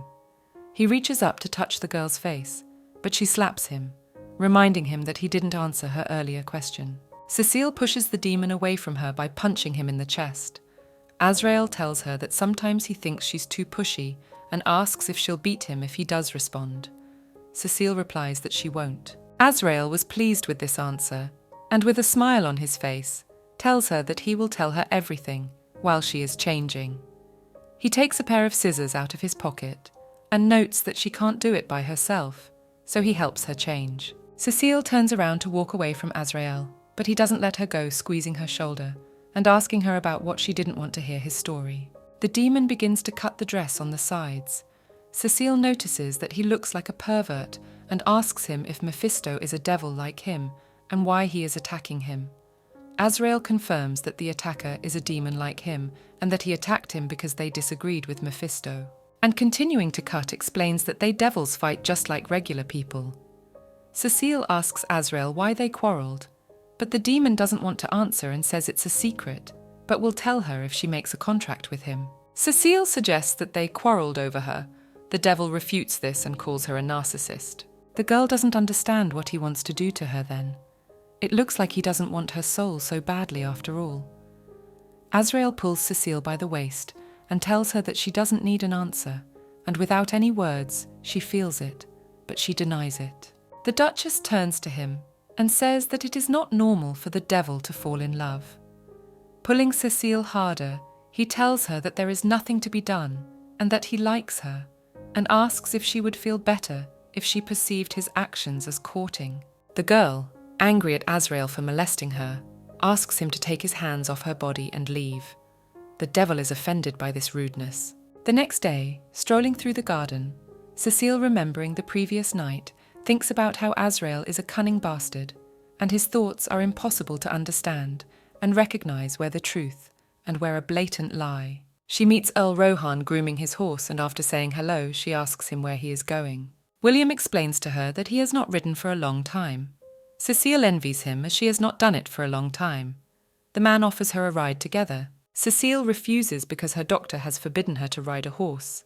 The Count suggests that perhaps he might make it easier for her and puts her on a horse. The girl is startled by this unexpected action. William asks Cecile if she would like to take a walk in the woods. Without waiting for an answer, he asks her to hold on tight. Meanwhile, Albert and Mrs. Contra are walking towards the forest.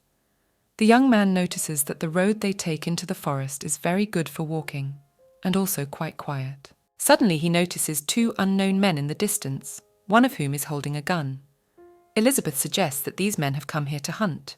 With a frightened look, Albert stares after the strangers, wondering who they are, since no one can hunt in this territory without the permission of the Duke of Marmontel. As William continues his horseback ride through the woods, he tells Cecile that he has heard that this upcoming ball will be a very important event. Cecile replies that it is important only to the aristocrats of Versailles, but to her it is more of a bother. But in any case, she'll have to watch him since she and the Duke are married. Count Rohan asks the girl if she regrets their wedding. Cecile asks the Count why he's asking. He replies that her words about her and the Duke being married sounded exactly as if she regretted it. She explains to William that if she hadn't married the Duke of Marmontel, her life would have been even messier, and writes to the Earl about what happened to her family. William realizes that if she had waited a little longer, her relationship with him would have been very different and replayed her dreams in his head. Cecile mentally asks the Count not to say so, for she cannot give him what he wants. Count Rohan distracts the girl from her thoughts by saying that he wants to steal her. The way he looks at Cecile is somehow very familiar to her. She jumps off her horse and informs William that she is leaving and asks him to stop acting like this, as under no circumstances can she accept his feelings. And if he wants to keep their friendship, he'll have to let go of those unnecessary feelings, and she'll pretend she didn't hear those words. And besides, it's the right thing to do. William notices a man in a beige suit with guns in his hands aiming at Cecile, and grabbing her arm hides her behind him, preventing the bullet from penetrating her body. This man turns out to be Jacques, Cecile's taker. With eyes filled with madness, he shoots her stack of wishes to die as soon as possible. A bullet hits the Count of Rohan in the stomach. The man bleeds to death and falls to the ground. Cecile tries desperately to bring him to his senses. At that moment, Jacques tells his sister that he missed, but this time he will hit the target. Clutching William's body to her, she begs Jacques to stop, because if he kills her, it will be tantamount to murdering a member of the royal family, which means he will lose everything because of her. Continuing to point the loaded gun, Jacques tells Cecile that only her death can quell his anger and says goodbye to his sister. The girl can't believe that everything is over for her because of this freak. Jacques doesn't have time to shoot as the demon Azrael appears in front of him and lifts him into the air, choking him with his magic to the point where he begins to foam from his mouth. Cecile begs the demon not to kill Jacques. She clutches at his red tailcoat to try to stop his fervour and begs him pitifully not to do it and to listen to her. But Cecile can't stop him. She has completely forgotten the fact that Azrael is still the devil, and that is the real essence that will not allow him to do otherwise. Jacques drops dead to the ground. Cecile brings the early and awake William to the mansion on her shoulders, Madame Contra, Albert and the Duke of Marmontel, with horror at the whole scene. The Duchess, handing over Count Rohan, orders a servant to escort him to his bedroom and fetch the physician, and turning to Madame Contra, asks her if she can help him until the doctor arrives. Elizabeth agrees to help William and says she will prepare an anaesthetic immediately. At that moment, the butler and Albert carry away the Earl of Rohan. The young man pitifully begs his brother to wake up. Cecile is trying to come to her senses after what has happened. Her husband, Duke Marmontel, approaches her. He asks her if she is all right, noticing her bloody dress. Cecile asks her husband not to worry about her, since she is unharmed thanks to Count Rohan. The Duke asks who did it. The girl asks Arnaud to calm down, because if he goes into the woods, he will find the body of the culprit, the body of her uncle Jacques. Calling him a madman, the Duke of Marmontel resents Jacques for daring to enter his territory and harm him. Cecile asks her husband if he believes her. Squeezing her hand, the Duke replies that he has doubts about her words. Cecile told him everything that had happened in the forest that day, but she chose to keep silent about the Earl of Rohan's confession and Azrael's appearance. She felt that lies were necessary for these events. Jacques had indeed come to kill her, but had ended up dying at the hands of people she didn't know. Even though Cecile mumbled outright lies to her husband, he seemed to believe it all. She even doubts that he listened to her words at all, because his attention is focused only on the fact that she survived. Deep in the night, Mephisto strolls alone through the library. At the end of the room on a chair sits Azrael, holding a criminal's gun in his hands, telling the devil that originally Jacques-Maximilien Bernard was not supposed to die today, as well as to meet Cecile. He asks Mephisto if he's been controlling Cecile's uncle. The devil confirms this and explains his actions by saying that until the girl disappears, he doesn't think he will do anything else but follow her. Azrael gets up from his chair and continues to pistol whip the smoke. Mephisto reminds him that something like that won't kill him. The devil replies to his partner that he knows that a gunshot does not kill them, but they may feel pain. And before shooting Mephisto, he asks him to try to memorize what will happen if he dares to touch Cecile. The Duchess, meanwhile, comes to the room where William is lying wounded. She suggests that Albert, who is sitting by the bed, should go and rest while he stays with the Count. The young man replies that he is fine and does not need to rest. Cecile specifies that she would like to sit with William here, as he has been hurt because of her. Albert agrees to leave the room for a while, and while he eats asks the Duchess to stay with his brother until then. Cecile walks over to the bed and takes a rag to soak it in water, thinking that she can't understand how anyone can risk their life so easily, even if they have feelings. She doesn't understand why she would go that far. William, after a long sleep, finally opens his eyes and, noticing Cecile sitting next to him, asks her what she is thinking about. When she sees that the Earl of Rohan is awake, she notices that she owes him a debt for the second time. She asks him how he can repay her for her help. William replies that he shouldn't, as he was relieved to see that it was all over and the bullet didn't hit her. Cecile asks the man not to say so because she cannot accept his feelings, even though he saved her life. Count Rohan replies that even after these words, he is not going to give up. Touching the Duchess, William asks if she loves the Duke or if there is someone else. But if there is no such person whom she loves, then asks her to love him in that case. In case he can't love him, he suggests that Cecile use him as soon as she wishes. And taking her palm in his hand, he places it on his chest. Cecile notices how hard her heart is beating, but she does not know if it is hers or his. Standing under the full moon against the mansion, Azrael is thinking about something of his own and waiting for Madame Contra. Hidden beneath her cloak, Elizabeth approaches the devil, signalling that she is there. When Azrael hears her, he thanks her for saving Cecile from Jacques and Mephisto. Elizabeth asks the devil if he will go to the house to see Cecile. After some thought, Azrael replies that he will, but not now. He replayed in his mind the moment after killing Jacques. Without getting up from the ground, Cecile asks loudly for the demon to get as far away from her as possible. Azrael froze at this reaction to his actions. Cecile asks him if he is going to kill the Earl of Rohan. Laying William on the ground, Azrael asks the Duchess not to worry, as he is only going to stop the bleeding. And at the moment while the devil was healing the wounds of Count Rohan, she tells him that he should not have killed her uncle Jacques, as he is a man who would not have had the courage to kill even her. Cecile assumes someone is behind this, and needs to find out who. Azrael replies that he doesn't want to lose her again because of something stupid. Cecile clarifies how again. The demon is avoiding the topic, as he doesn't really want to start this conversation.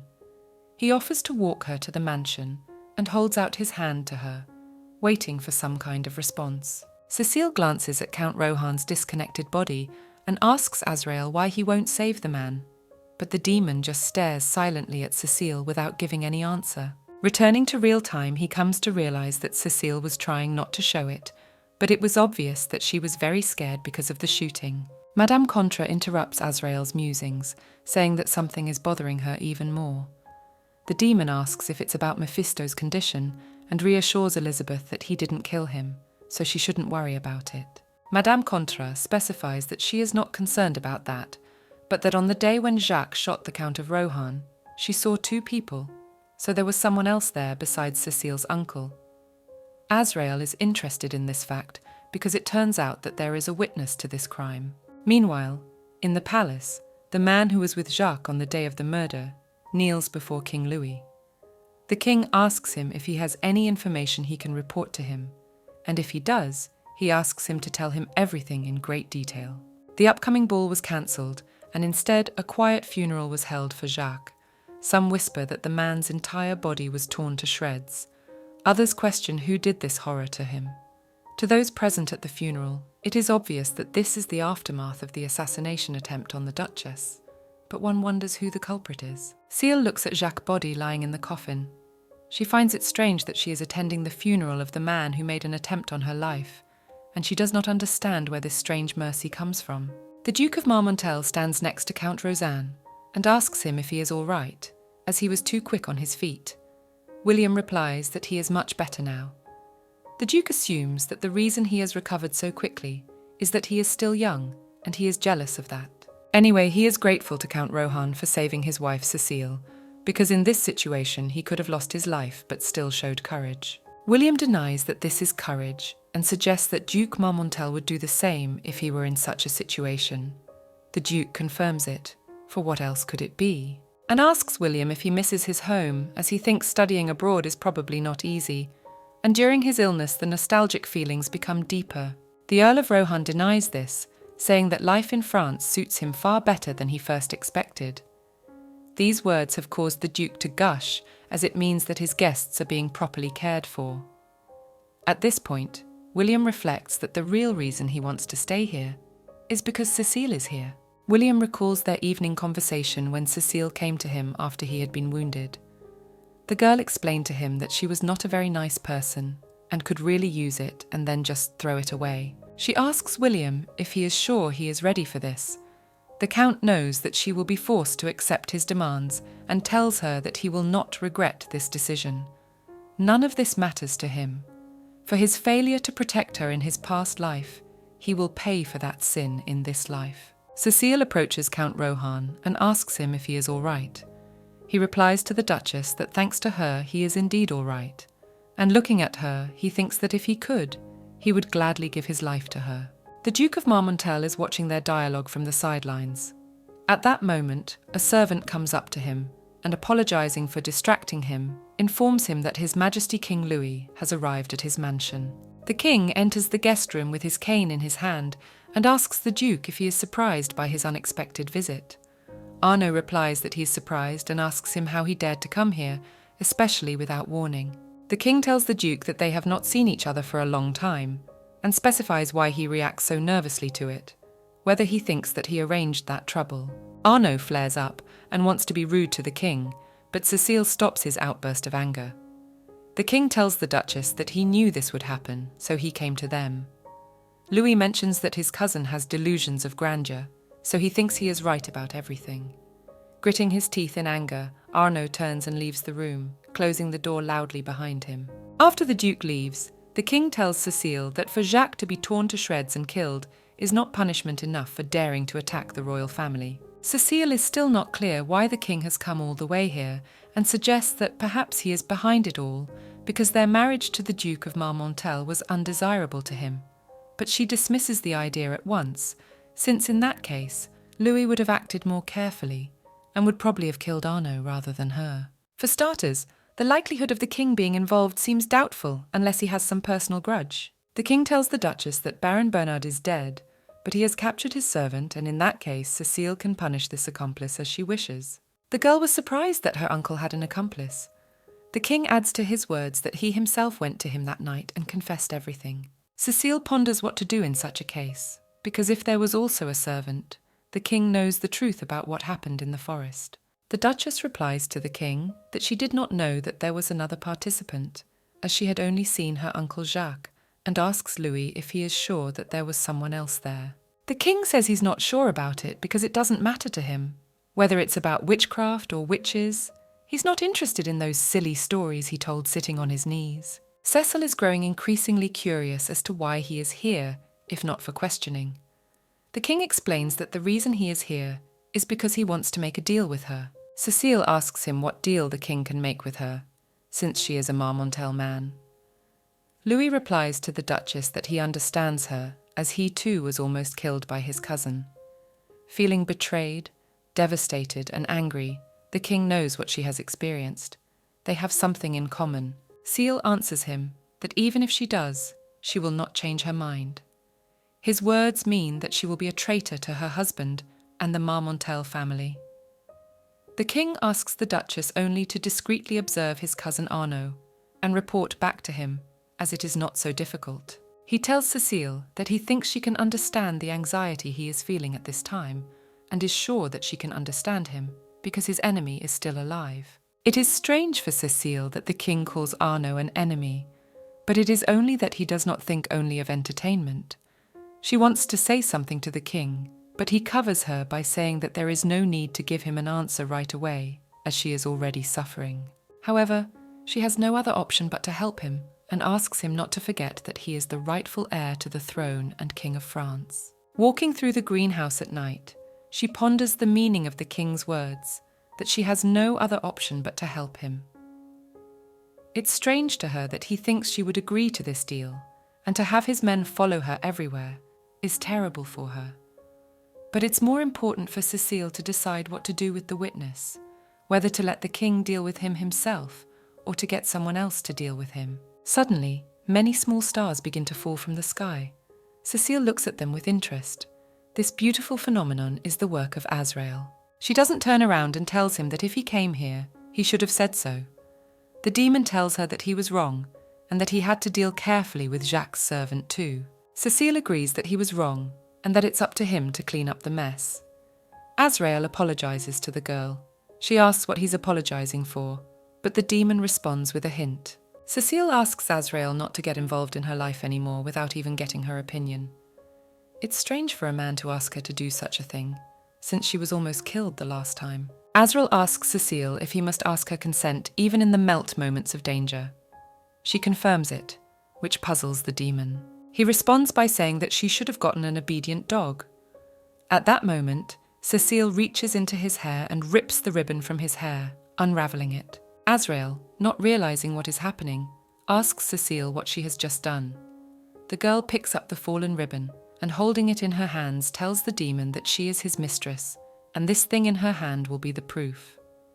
Azrael jokingly clutches at his heart at this unexpected turn of events. He notices that Cecile looks tired and tells her so. The Duchess confirms that she is indeed exhausted from the day and asks Azrael to help her sleep well tonight. The demon agrees, calling Cecile his mistress. The next day, in the house where Cecile lived before her marriage, her mother, Madame Mercier, stands in the middle of the room, covering her mouth with her hand. Andre, noticing something amiss, with a box in his hand, approaches his beloved and asks her if everything is all right. The woman replies that she feels a little nauseous. She guesses what is causing this condition, but does not fully believe it. Madame Mercier asks her lover André to call a doctor. The man anxiously asks her what she is suffering from, and after answering, he cannot believe it either. William, his brother Albert, Madame Contra and Cecile are sitting at a long table set with sweets. They are discussing the recent opera among themselves. Elizabeth says that this is the first time the opera has raised such a topic and advises the others to go if they have not been there yet. She tells a story where a man discovers that his wife's lover is pretending to be a servant. Albert interrupts Madame Conta to say that it would be more fun to see it in person. Cecile's eyes sparkle with interest, and with a smile she asks Elizabeth to tell her a little more about what happened there. Madame Contra suggests that instead of retelling the story, Cecile goes to see the opera together. Albert thinks it's a great idea and offers to take the Duke of Marmontel with him. Cecile replies that she doesn't think the Duke should watch such a thing, suggesting he'd rather go to a drama. William looks at the Duchess and notices that he hasn't seen her smiling in a long time. Albert, sitting across from his brother, noticing the way he looks at Cecile, calls him a lovesick idiot and thinks he is too obvious. The Duke of Marmontel enters the room, and after a short silence draws attention to himself by saying that they are having fun here. Cecile, seeing her husband, rises from the table. The Duke asks her not to get up, as it seems to him that he has spoiled the atmosphere by his appearance. The Duchess replies that this is not true at all. Arnaud asks Cecile to come to him for a moment. She asks him what's wrong. The Duke tells his wife that he has a meeting in Paris, so he will be back late. Cecile asks Arnaud what this meeting is about, to which he replies that it is better for her not to know. He remembers something else and, taking a letter out of his cloak, gives Cecile a letter from her mother. Taking the letter, the girl asks her husband if he has read it. The Duke confirms this and adds that the content of the letter is not the most cheerful. While Cecile is talking to her husband, William is pacing from side to side. Albert asks his brother to stop pacing and asks what is troubling him. William tells his brother that from the look on the Duchess's face as she reads the letter, something bad has happened and he is worried about her.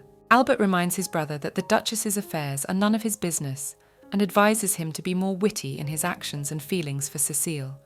And if he continues to show them openly, the Duke will realise it too. William replies that he has no intention of discounting his feelings. Albert suggests that he is probably just joking, but the Earl refutes this by saying that he is completely serious. And besides, the Duchess also knows of his feelings for her and does not accept them. William reassures his brother that it will do him no harm in any case and politely asks him to pretend he knows nothing about it. Albert clenches his hands into fists from anger at his cousin, and reflects that he really won't be hurt by this. But if there is such a possibility, he will immediately give up William. After reading the letter, Cecile informs everyone that Madame Mercier is pregnant with André's child. Madame Contra is outraged by this news. She can't understand how she could let this happen knowing her daughter's situation. Elizabeth considers it a foolish act on her part not to notice such a thing, as it is now quite obvious what the nobility will be judging about. Cecile replies that there's nothing to be done. Her mother is pregnant. She can only wish her and Ander nothing but happiness. Madame Contra asks the Duchess why she does not see her mother, because she ruined their family, and because of her, Cecile even had to marry the old Duke, and now this scandal because of her pregnancy. Elizabeth thinks that the Duchess's mother has made a laughingstock of her with her actions, and if this were to happen to her, she would be very angry with her mother. Cecile replies to her that she all really hates her, but shouldn't, because Madame Mercier was with her to the very end to protect her. The events go back 15 years to the Mercier estate. Little Cecile, with a frightened expression on her face, sits opposite the door to her parents' room and hears her father beating her mother. The young mistress is approached by her nanny, who tries to take her away and tells her that she is not allowed to be here.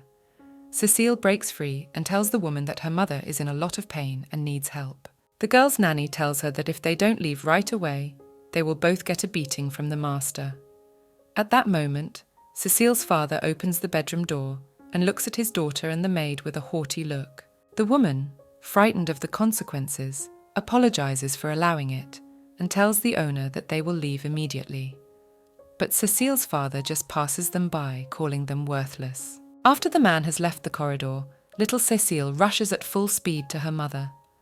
Madame Mercier sits on the bed with her legs tucked up in her nightdress and covers her battered body parts with it. She is very glad to see her daughter. Cecile asks her mother if she is all right and why her father is hurting her. Madame Mercier embraces her daughter and explains her husband's actions by saying that he does it out of love for her and asks her not to worry, as she is not hurt at all. Cecile realized this was an outright lie, even as a child. She suggests that perhaps, deep down, her mother may have run away from her father's violence many times, convincing herself that all is not as it seems. But until the very end, she continued to endure this attitude over and over again. Her mother understood perfectly well. If she ran away, her husband's cruelty would fall on Cecile. So even though she hated her, she would not condemn her. Not wanting to leave the gloomy atmosphere, Madame Mercier notices that their mood has soured and suggests that Cecile fix it immediately. The Duchess asks Elizabeth how she wants to do it. Madame Mercier reminds Cecile of the ball that was cancelled because of the funeral, and she is very sorry for what happened. She tells Cecile that there will be a masquerade ball in Paris this week and suggests that they all go together. After all, if the Duchess wears a mask, no one will recognize her. Walking through the mansion at night, Cecile reflects on the fact that she suddenly saw something she couldn't see until now. Looking back into the past, she was able to see the present. Facing death her whole life up to that point flashed in front of her, and then Cecile wondered if she had ever been truly happy and blissful. And now, she doesn't even have an answer to such a simple question. Behind her, the demon Azrael reappears and offers to change the question. Will she be happy in the future, maybe even with him? And points to herself with a smug smile. Cecile rests her head against Azrael's chest and tells him that life has been so unfair to her all this time. And hugging the demon tighter, she adds that from now on, she will truly live her life as her heart tells her to, and as she wishes. The demon lies on the bed with the sleeping Cecile and puts his arm around her shoulders. In the middle of the night, the girl opens her eyes and stares at Azrael and tells him that she is still thinking about whether she should give birth to an heir for the Duke, and if it happens, it seems that she will be able to influence the situation. As Azrael sits up, he asks Cecile how she wants to do it if the Duke is still infertile. The girl doesn't answer anything and continues to stare at the demon. Azrael asks Cecile if she is serious about it and in that case offers to sign a contract with him. But the girl categorically does not want to do it. The demon leaning on the headboard asks Cecile why she always chooses the hard way, if there is an easy way, and whether she wants to go to heaven so much. The girl confirms that she really wants to go to paradise after death. Azrael explains to her that there's nothing special there, and flipping his body over hers offers her a taste of paradise right here and now. Plus, you don't have to be in a relationship to have a baby. Cecile pushes the demon away and covers her body with her hands, telling him that she is not only interested in having children. Azrael asks the girl if she will use the Count of Rohan in that case. The day of the ball in Paris arrives. Albert, his brother Count Rosan, and Madame de la Chambre are in the lobby of the mansion dressed in costume. Elizabeth admires the Count's image and says that he looks good in a tailcoat with a fur collar and an eye patch covering one eye. William tells Madame Contra that he thinks this image is too pretentious. The girl replies that for a masquerade ball, it is just right. Elizabeth herself is wearing a black dress decorated with heart-shaped elements. To see them off to a ball in Paris, the Duke of Marmontel comes out. He wishes to have a good time in his stead and asks you to take care of his wife. Albert tells the Duke that it would be nice if he joined them. Arnaud tells him that old men like him have a hard time with dance parties. Madame Contra asks the Duke of Marmontel to entrust the Duchess to her, as she will be able to cheer her up and bring her back safe and sound. The Duke agrees and tells Elizabeth that he can only trust her if it is her. After a while, Cecile comes out to the others dressed in a man's suit, consisting of a blue cape, a jacket with golden greaves, and white pants. Madame Contra is delighted with the image of the Duchess. Cecile asks if they have been waiting for her for a long time, and suggests that they should go quickly, as otherwise they may be late for the ball. Everyone continues to praise the girl's appearance, saying that it suits her very well, and that she is very cool. Cecile thanks them for their compliments. At that moment, a servant comes up and informs her that the carriage has already arrived. Madame Conga asks Mr. Albert, who is lagging behind, to hurry up. The young man runs for the exit and asks Elizabeth to go slower. Cecile takes the Earl of Rohan under her arm and tells her husband that perhaps they will be back by dawn, so he may not wait for them and go to bed. The Duchess asks William if he's ready to go to the ball, to which he replies they can go. The Duke of Marmontel watches Count Rosan and Cecile leave, clenching his hand into a fist with anger and jealousy boiling inside. Arriving at the ball in Cecile reflects that she had participated in the Versailles masquerade balls several times, but attending such an event in Paris was new to her. Everyone here is so liberated and observes formalities, not hiding interest in their passionate desires. The nobles, dressed in colourful masks, drink and indulge in debauchery. Cecile is not sure whether it was the influence of the atmosphere or the promises of the past, but she also wanted to break into the crowd. Grabbing William's hand, she offers him a dance, and the Count agrees. As they waltz, Cecile asks Count Rohan how long he has liked her. William is confused by this question, and the girl notices it. The Count tells her that he fell in love with her at first sight. Cecile asks him how this is even possible. William explains to her that when they first met, he felt as if he had known her for a long time. At this time, the Duke of Marmontel is sitting in his study, remembering the moment when Cecile went with Count Rohan to the ball, and in a fit of emotion, he slaps his palm on the table. Arnaud calls up a servant named Antoine and asks him to prepare a carnival mask for him, as he too has decided to go to a masquerade ball in Paris. Cecile and William are sitting on the sofa and talking about something, while the other guests of the ball are dancing. Madame Contra observes them and notices that they do not move a step away from each other. The devil Mephisto appears next to Elizabeth and tells her that the two seem to be having quite a good time. Madame Contra asks the devil why he is here and warns him that if he wants to harm Cecile, she will not just stand by. Mephisto tells her that he hasn't even thought about it, but that William and Cecile look good together. Elizabeth confirms that they do, telling the devil that she wants to experience such love too. Mephisto explains to Elizabeth that it's best not to mix the world of ordinary people with their world, but Azrael constantly seeks to destroy this boundary, and they must not silently let it happen. And if there's no way to eliminate the cause, it's worth forcing the girl to give up Azrael, and ask Elizabeth if she thinks that would be a better option. Madame Contra notes that Mr. Mephisto never understood what Mr. Azrael is, and tells that he has been waiting for this girl for tens of thousands of years, not even knowing when this girl will be born again, and will not give up. After listening to Elizabeth, Mr. Mephisto, pointing to Cecile and Count Rohan, asks her if she is satisfied with the fact that the two are linked. Madame Contra asks the devil if her opinion is important to him. Mephisto confirms that her opinion is important to him and disappears without a trace. The Duke of Marmontel has arrived in Paris.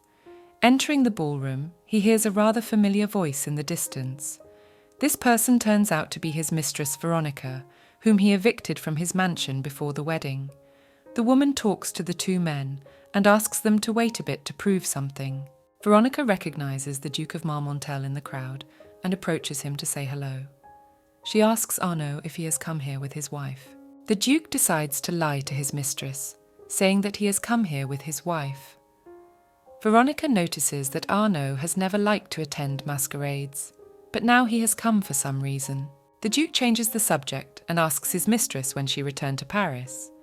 Veronica answers him that she arrived here not so long ago and missed this city very much, and also wanted to see it very much. She begins to ask the Duke if he is happy to have this girl in his arms, if it was worth all his efforts. The Duke is not satisfied with such questions about his wife and reminds Veronica that he has not seen her for a long time and wonders why he can't talk about something else. Arnaud asks his mistress where she is staying. Veronica answers the Duke that she is staying at a place in the Marais district, and taking Arnaud's hand, tells him that she has so much to tell him. So if it is all right with her, she offers to go to her room.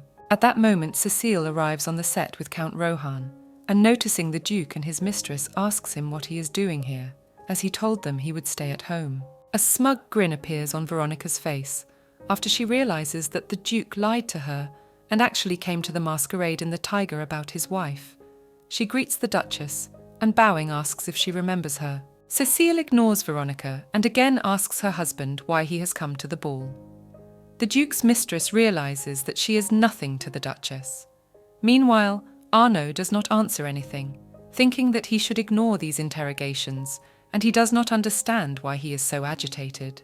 Just as he has a lover, Veronica, Cecile may have a lover, but a lover is just a lover. And it doesn't matter because she's his wife and therefore property.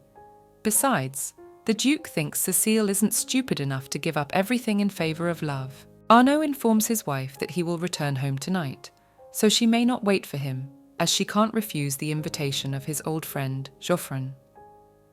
Veronique, standing next to the Duke, keeps smirking, knowing that she has stolen her husband from Cecile for one night. And in this case, with the permission of Cecile Count of Rohan, the Duke and his mistress leave and wish his wife to have a good time. Aaron leaves thinking that if he doesn't let Cecile go, she will be his forever, but now he just turns a blind eye to her adventures, so he lets her have fun while he still can. The Duchess comes to Elizabeth and says that she wants to go back because someone has ruined her mood, and since Arnaud is not coming back tonight, she can have fun at home. Back at the mansion, Cecile, holding a glass of wine in her hands, muses that Duke Marmontel's behaviour is ridiculous because he followed her to the masquerade without saying anything and spoiled everyone's mood by openly exposing himself as a cheater. Count Rohan and Madame Contra ask Cecile how she can be so sure that he left to cheat on her. She reminds Wilhelm of how the woman Joffren smiled wryly, and he saw it. Cecile drinks wine glass after glass. Elizabeth notices this and tells the Duchess that she has already had a decent drink and that this glass is unnecessary.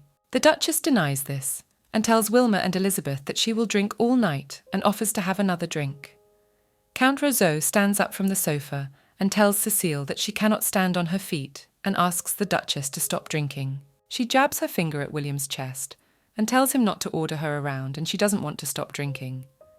William reminds Cecile that alcohol is bad for her health, so she thinks she has had enough wine for the day. The Count tries to take the glass from the Duchess, but he fails and the girl falls to the floor.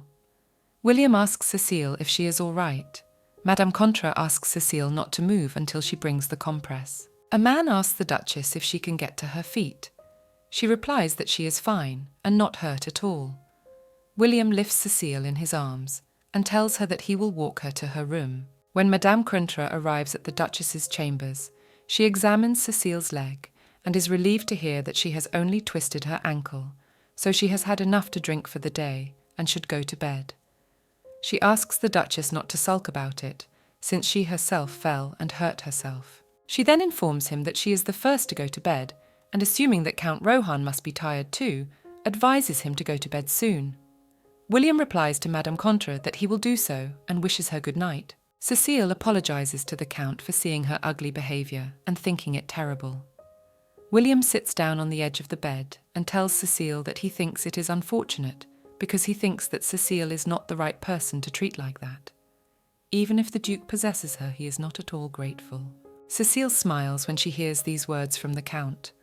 William asks the Duchess if she would be happy if she married him, and thinks that she would clearly be better off than with the Duke of Marmontel. The girl is not clear why he behaves this way, as he knows perfectly well that their end is determined, and can't believe that she keeps pulling out these feelings, only it will make it hard for her. William gets out of bed and apologizes to Cecile and decides to go to bed, wishing he had a good night's rest. The girl still does not understand why she feels as if she knows him, but she has definitely seen that look before. And wanting to touch him to find out where this feeling of déjà vu came from, she grabs his hand and sits him back on his bed, wanting to kiss him, and moves closer to his lips. But she fails to do so as the image of Azrael lying on top of her appears in her mind. Cecile pushes Earl Rohan away, apologizing for the act, justifying it by saying that she had too much to drink. The man leaves the room, telling her everything is fine and wishing her a good night's rest. Turning on her side, Cecile tries to figure out why the moment she wanted to kiss Count Roche, she was reminded of the demon Azrael.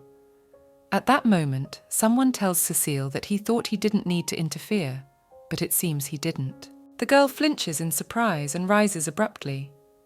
In her room, the demon Mephisto stands against the bed, and when Cecile asks who he is, he replies that he is Azrael's colleague and gives his name. Cecile asks Mephisto where Azrael is. He asks her not to be nervous, as he has not come to harm her. Cecile asks Mephisto where Azrael is. The demon tells her that her acquaintance is not coming today, as he is busy with his work right now. Mephisto approaches Cecile, holding out his hand, but she pulls away, demanding that the demon stay away from her. He explains to the girl that if she sits still, they will both be much less tired. Cecile, with fear in her eyes, asks the demon what he is going to do to her. Mephisto asks the Duchess if she remembers anything about her past life. At that moment, his finger flashed with a blue light. Cecile realizes that her body is not moving. Mephisto whispers in her ear that the doubts she has will now be dispelled.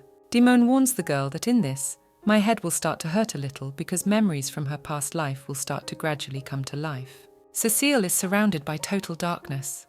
She doesn't know where she is as it's completely dark and she can't see anything and doesn't know where to go. She calls Azrael, but no one answers her. In the distance, she sees a passage with light coming out of it. Cecile is determined to go there, as she believes that it is better to try and go there than to stand in total darkness. As she walks through the passage, she sees a white mansion with a green roof in front of her. This house is very familiar to her, but she can't remember where she saw it. There is the sound of tree leaves rustling in the wind all around. Cecile looks down at her hands and notices how her body is crumbling into many small white petals. After that, she finds herself in bed with her husband from her past life, Charles, who in her present life is Count Rohan. When she opens her eyes, she sees her husband still asleep and notices that he was tired yesterday, as he usually wakes up earlier than she does. The memories are transported back to the day Charles asked for permission to marry Leah. Her father, standing in front of the Baron, tells her that his daughter has been in poor health since childhood, and that it will be difficult for her to bear a child. Even a normal life in the palace will not be easy for her. Charles replies to the man that he doesn't care about it, and he just wants to live with Leah for the rest of his life, and if she wants to, he would like to have a wedding, and asks the girl what she thinks about it. La could not believe it at first, but now she knows that he loves her sincerely. Charles wakes up and asks his wife when she woke up. The girl advises him to sleep a little longer if he is tired, as she sees nothing wrong with a little rest. Laying his head on his wife's shoulder, Charles tells her that he does not want to sleep anymore, as he is already awake. Leah then asks her husband to open his eyes and talk to her. Charles kisses the girl on the cheek, claiming that he is indeed awake. La is embarrassed by this action and clutches her flushed cheek. She rests her head on her spouse's shoulder and thinks about how she could do anything for this man, and wants to give him as much as he has given for this endless love. 3 men, including Baron Charles, are discussing business with the peers. One of them informs the Baron that the commanders-in-chief are going to the palace. The other adds that more taxes are being collected from the people, and if Charles does not go to the palace now, things will only get worse. He explains that it is difficult for him now, because the palace is not a good environment for his wife Leia, but if His Majesty calls, he will go there alone. His wife overhears the men talking in the doorway. One of the men says that when he arrived, the air was very clean and the place was quiet, and even so there is no greed in the Baron. The others make such a fuss to see the king. Leia is distracted from listening to the men's conversation by a servant and informs her mistress that His Majesty has been injured while hunting in the nearby forest. Upon hearing this terrible news, Leia and Charles speed off to where the king is. When they get there, they see His Majesty's right leg being plastered on by a doctor. The king looks up and tells Baron Zazen that they have not seen him for a long time. In real life, the king is the Duke of Marmontel and Cecile's husband. Leia takes the wounded king to the spare room and hopes that he will rest in peace, even though it is not as comfortable as the palace. The king thanks Baroness Leia for her care and smilingly tells her that now that he has seen her again, it seems to him that the illness is gradually receding. The girl replies to the king that fortunately this is the case, and in that case she will go to her room. The king asks Leia to wait and not to leave. They ask the girl why he avoids visiting the palace, as if she goes there he will do a lot of things for her. Baron Zazen enters the room and explains to the king that his wife has a weak body, so life in the palace is not for her. His Majesty replies to Charles that he didn't know that and almost asked too much. He explains that he wanted to invite them both to thank them for their help and that he is sorry they will not be able to visit the palace. Leia realizes that the king must not be disappointed and turns her head to Charles and tells her husband that if the king has invited them, it will be difficult to refuse. Her husband wants to contradict her, but she does not allow it here, and interrupting thanking His Majesty that thanks to him, she will be able to see the palace. The king sparkled with happiness that Leia agreed to visit the palace and asks the Baroness to come. Before going to sleep, Baron Zazen speculates on why the king decided to come to this remote village to hunt, and why it seems a strange decision to come here just for that. A man from the council asks Baron Zazen about the king's visit and whether he has any thoughts on it. Charles tells them he doesn't know the reason. The second interrupts him doing something to tell him. The first man with grey hair and a thin moustache on his face asks the brunette what he knows. He tells the Baron and the grey-haired man that he has heard rumours that the king has recently rejected all the women in the palace, showing great interest in only one lady. Crossing his arms on his chest, the first man asks the brunette how this is relevant. He replies that the girl in whom the king is interested is Baroness Zazen. Charles thinks he knew it. La asks her worried husband before going to bed if he is well. Charles asks her why she accepted the king's invitation to come to the palace. Leia explains that she is worried about him, so she did it because of him, because there is nothing good in refusing a narcissistic king, and reminds him of how her uncle's hatred for him ended. When war broke out, the king sent him to the most dangerous point of battle, and after a while her uncle died. Leia is afraid of losing Charles, and understands why he felt anxious, and puts her hands on his chest, and asks him not to make stupid decisions because of it, especially since she is not so weak and is much healthier than before. She puts her head on his, and again asks him not to worry as she is his wife and loves only him. Charles grabs Lea's hands and pulling her to his lips to kiss her, asks her to repeat the words that she loves him. Meanwhile, the king is in his room getting off the bed, removing all the beaters from his body, with the thoughts that now there is no need to pretend to be a sick man for Leia's attention. While Cecile is immersed in a dream where she sees her past life, Mephisto is watching her, standing by her bed. Azrael arrives in the room and sees his colleague and asks him what it all means, and reminds him that he warned him what would happen if he touched Cecile again. Pointing his hand at the girl's body, Mephisto tells Azrael to stand still if he doesn't want to lose her right now, and asks him not to worry about Cecile, as he only triggered memories of her past life. Azrael asks Mephisto why he made this decision on his own. The demon answers him that it was not in his interest to do so, but it was God's will that an heir to the Marmontel family should be born. But the Duke is not capable of it, so they have no choice but to use someone else. Azrael tells his colleague that this is a matter Cecile should have decided for herself. Mephisto calls this foolishness, reminding him that all people are nothing but a gift from God, and their desires are not important. But knowing this, Azrael promises her freedom, which is nothing but deceit, and leaves asking him not to forget where they belong. Leia and Baron Zazen arrive at the royal palace. The king takes them to the room he has given them for the duration of their visit. Charles bows and thanks His Majesty for his concern. The king turns to the Baroness and tells her that he hopes she will have a good time here. Leia also thanks the king for his concern. In the evening, the king threw a reception in honor of their arrival. Leia admires how many people are there. Charles asks if it bothers her that there are so many people here. The girl replies to her husband that everything is fine and that she likes the life here. A servant comes to Baron Zazen and tells him that the Duke of Burgundy is looking for him. Before leaving, Charles asks his wife to stay where she is because he will be back soon. Leia asks the Baron not to worry and lets him go. After her husband has left the Baroness, the king approaches her and offers her his hand to dance with her. But Leia refuses, telling him that she is not very good at dancing. The king replies that he will guide her so that everything will work out. The Baroness still agrees to dance with him and drops her hand in return. While dancing, the king asks Leia how she likes life in the palace and whether she wants to stay here. The girl answers the man that thanks to him, she is having a great time, but still misses home. The king is not satisfied with this answer and tells Leia that he invited them to the palace to thank them, but it seems that the Baroness did not like it. The girl denies it, saying that it is not what he thought. The king asks Leia to accept a gift and takes a note out of his pocket. He offers to use this gift when help is needed, and if he comes to the place indicated in the note by the right time, he will fulfill any of her requests. The Baroness asks the king how she can accept such a thing. The man asks her to refuse as it is his thanks for her help, but only she should know about this gift. The girl accepts the note and thanks the king.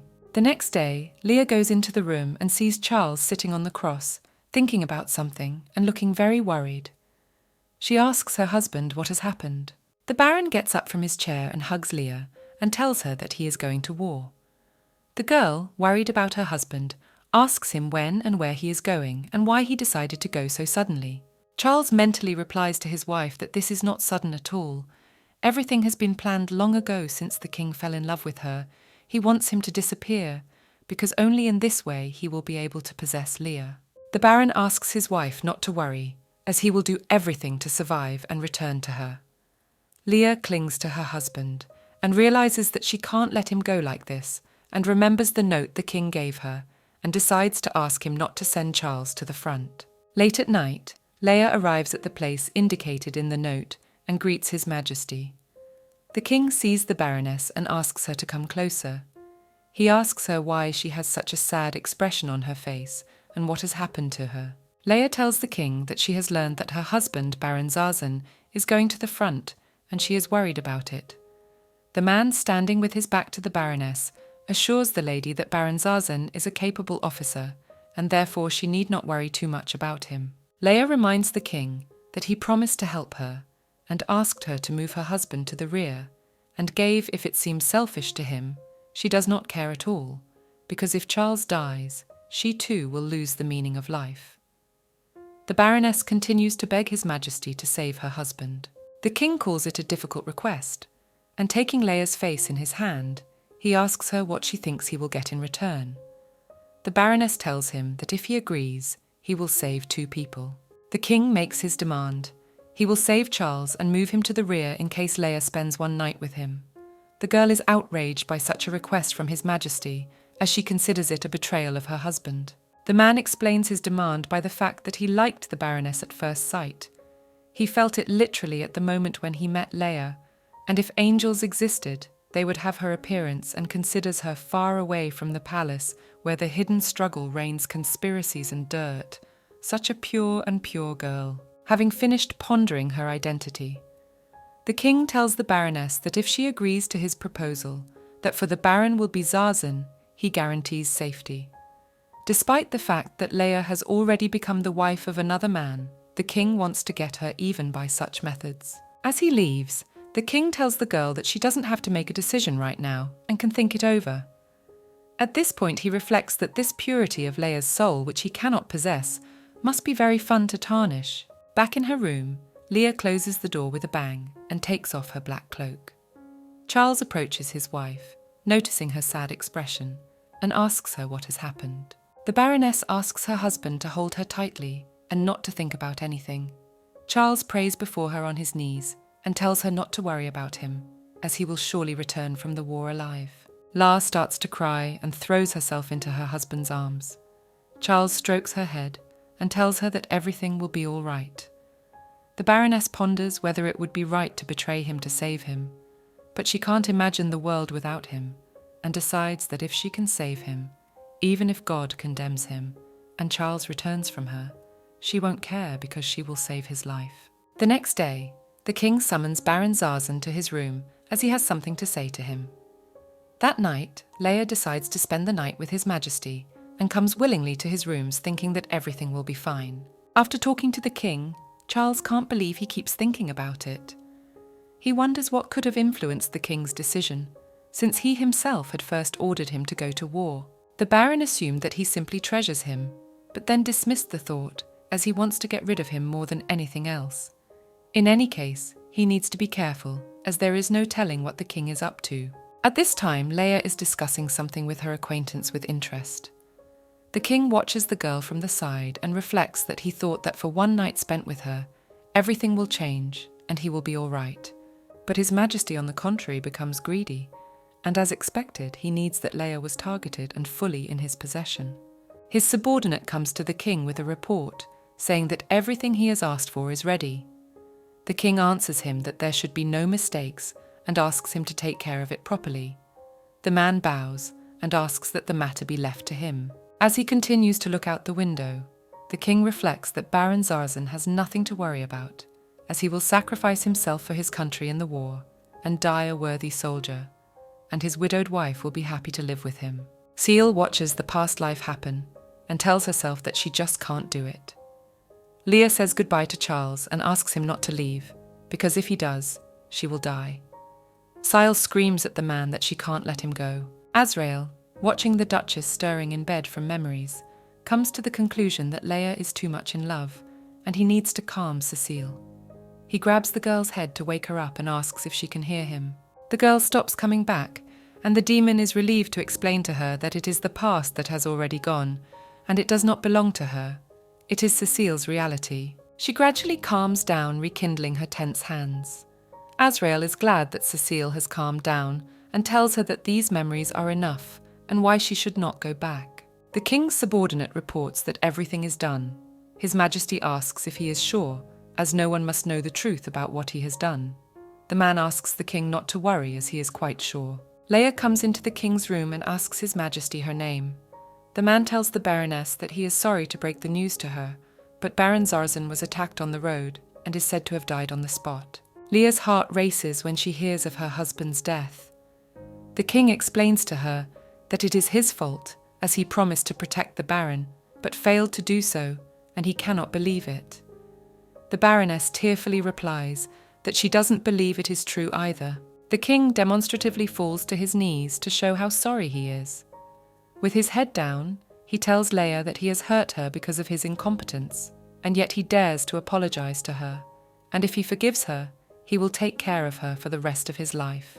Without stopping to shed tears, the girl wonders whether the king is not lying to her, and whether her husband Charles is really no longer in this world. Meanwhile, the Baron defends himself from the people falling on him and kills many of them, falls on his knees, and with a bloody face and a sword in his hand, thinks about the fact that he promised his wife to protect her, and said that he would return to her. But it looks like he will not succeed, and in this case he does not know what to do. From behind, a wounded man with a dagger in his hand sneaks up to the Baron, wanting to kill him, but Charles skillfully dodges and kills him with his sword. He can't stop thinking about Leia, but he gradually forgets her face and misses her very much. A shot rings out, and Charles falls on his back. A man with long blonde hair stands over the Baron, pointing a 7-round cannon at him. Leah, unable to bear such heavy news, faints, but the king manages to catch her before she falls headlong onto the tiles. As he admires her, the king reflects that she always looks like she's in danger, so he has to be on guard against contacting them. And though it will take a long time, she's his now. 2 days have passed since the king informed Leah of the baron's death. One of the court women sits by the baroness's bedside and tells her that she fears they may lose her since she has not eaten in days. The baroness replies without turning around that she is fine and just wants to be alone. The woman takes the hint and leaves, asking to be called if she needs anything. Left all alone, Cecile thinks that until she sees her husband's body, she doesn't think she can believe that he is dead. Suddenly someone starts knocking on the door and drops a note. Leah picks it up off the floor, thinking about who wrote it. When she opens it and reads it, she covers her mouth with her hand and can't believe what it says. A lady of the court reports to the king that the baroness is not eating anything. His Majesty is hurt by this and asks the woman to keep an eye on his beloved. He knew it would be no easy task to take Leah for himself, but he had no idea it would be so bad. Following the court lady, the king's subordinate enters the room and informs him of the trouble. The bodies of the dead have just arrived, but the body of the baron and Zazen is not among them. The king jumps up from the sofa and with fury in his eyes asks the man if he is sure of it, because earlier he had told him that Charles was dead. He replies to his Majesty that when they checked the bodies, the baron was definitely dead, but does not know how. The king orders to find him immediately, as if they cannot find his body, he will die for his mistake. His Majesty cannot believe this, as he was sure that Charles was dead. Leah leaves the house in the middle of the night in search of her husband, wearing a black cloak. Her actions are followed by a court lady hidden behind long bushes. She wonders where the baroness is going at such a late hour, and decides that she should not be slow in reporting it to the king. Meanwhile, Leah comes to the forest, wandering through it, thinking about the stranger who sent her a note. She wonders what he meant by writing that her husband Charles is still alive, and who he is. But whether it is a joke or reality, she hopes that her husband is really alive and well. Suddenly, Charles comes out of nowhere. Leah turns around at the voice and, not believing what she sees in front of her, asks if it is really him. The baron replies that he has returned and is now with her. Charles takes his wife's hands and tells her that he needs to get out of here as soon as possible. Leah asks him what he means and why he is leaving so suddenly. The man replies that the king wanted to kill him, and if he finds out that he is alive, she will be in trouble too. Leah can't believe that His Majesty wanted to kill her husband, because it turns out that he lied to her, and she didn't know about it. The king and his henchmen appear behind Charles and call out to him, distracting him from his conversation with his wife. His Majesty tells the baron that he trusted him and entrusted him with his army, but he disregarded his orders and deserted, and angrily clenches his teeth and tells him that his patience is running out. Baron Zazen tells him that although he tried to kill him to get his wife, he failed. The king confirms that he has failed, but Charles has failed twice and orders his men to arrest the baron. Leah shouts to the king not to do this and rushes to His Majesty's feet and begs him to take pity on her husband Charles.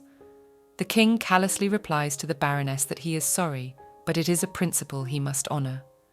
A deserter who disobeys his orders must not be slowly killed. Memories of her past life are interrupted, and Cecile jumps up screaming the word no in horror and begins to choke a little. Azrael notices that the Duchess is finally awake and tells her how much he has missed her. Azrael sits down on the bed next to Cecile with her head tucked into her lap and asks her if she has finally calmed down. The Duchess asks the demon if what she saw in the dream was real. Azrael confirms it and says that all this really happened in her past life. Cecile realizes that even in her past life, she suffered from Arno.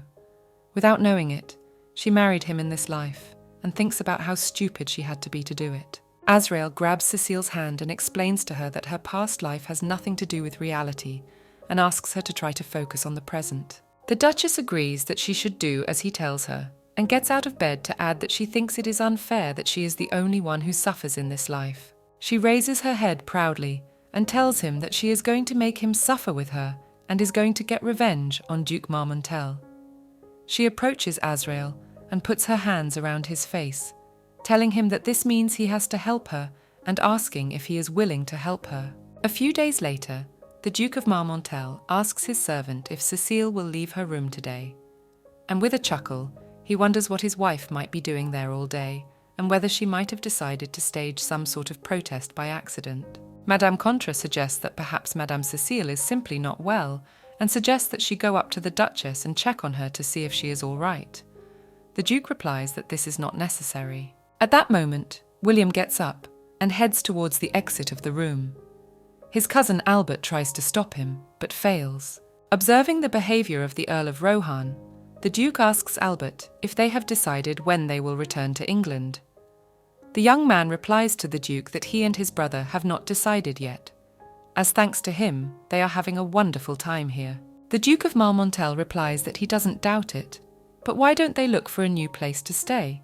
Especially since if they stay in Paris, they will find more places to entertain themselves. Albert is a little offended by the proposal, but he agrees with the Duke without showing any sign of it. Madame Contra is outraged that Arnaud is kicking them out. Meanwhile, William has already gone up to Cecile's room and decides to knock on the door, hoping that she is all right, since it has been a few days since they last saw each other, and he misses her terribly. Cecile decides to leave the room and meets her husband Arnaud. The Duke of Marmontel notices that they have not seen her for a long time, and smilingly asks her if she still resents him because of the incident at the ball in Paris. But he sees no reason to be offended as he has been attentive to her. And calling Cecile his love, he adds to his words that he and she are of the same blood.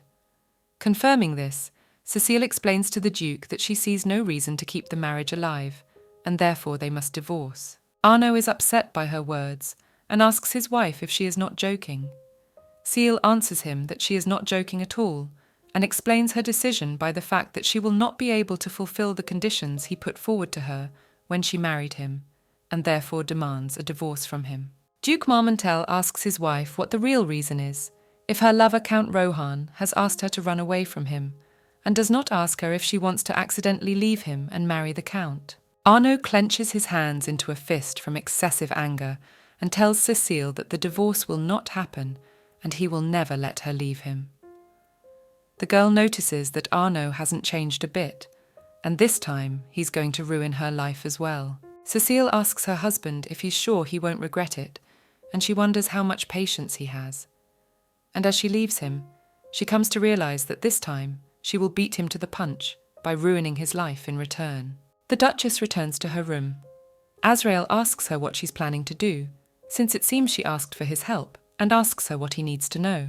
Putting some note on the table, she replies to the demon Azrael that he doesn't need to know anything, and just let him do what she asks him to do. The demon pulls Cecile to him by the shoulders and reminds her that he's helping her without even making a contract, and that's a violation of the rules. Cecile tells Azrael that he told her he loves her, and if that's true, he would do anything for her.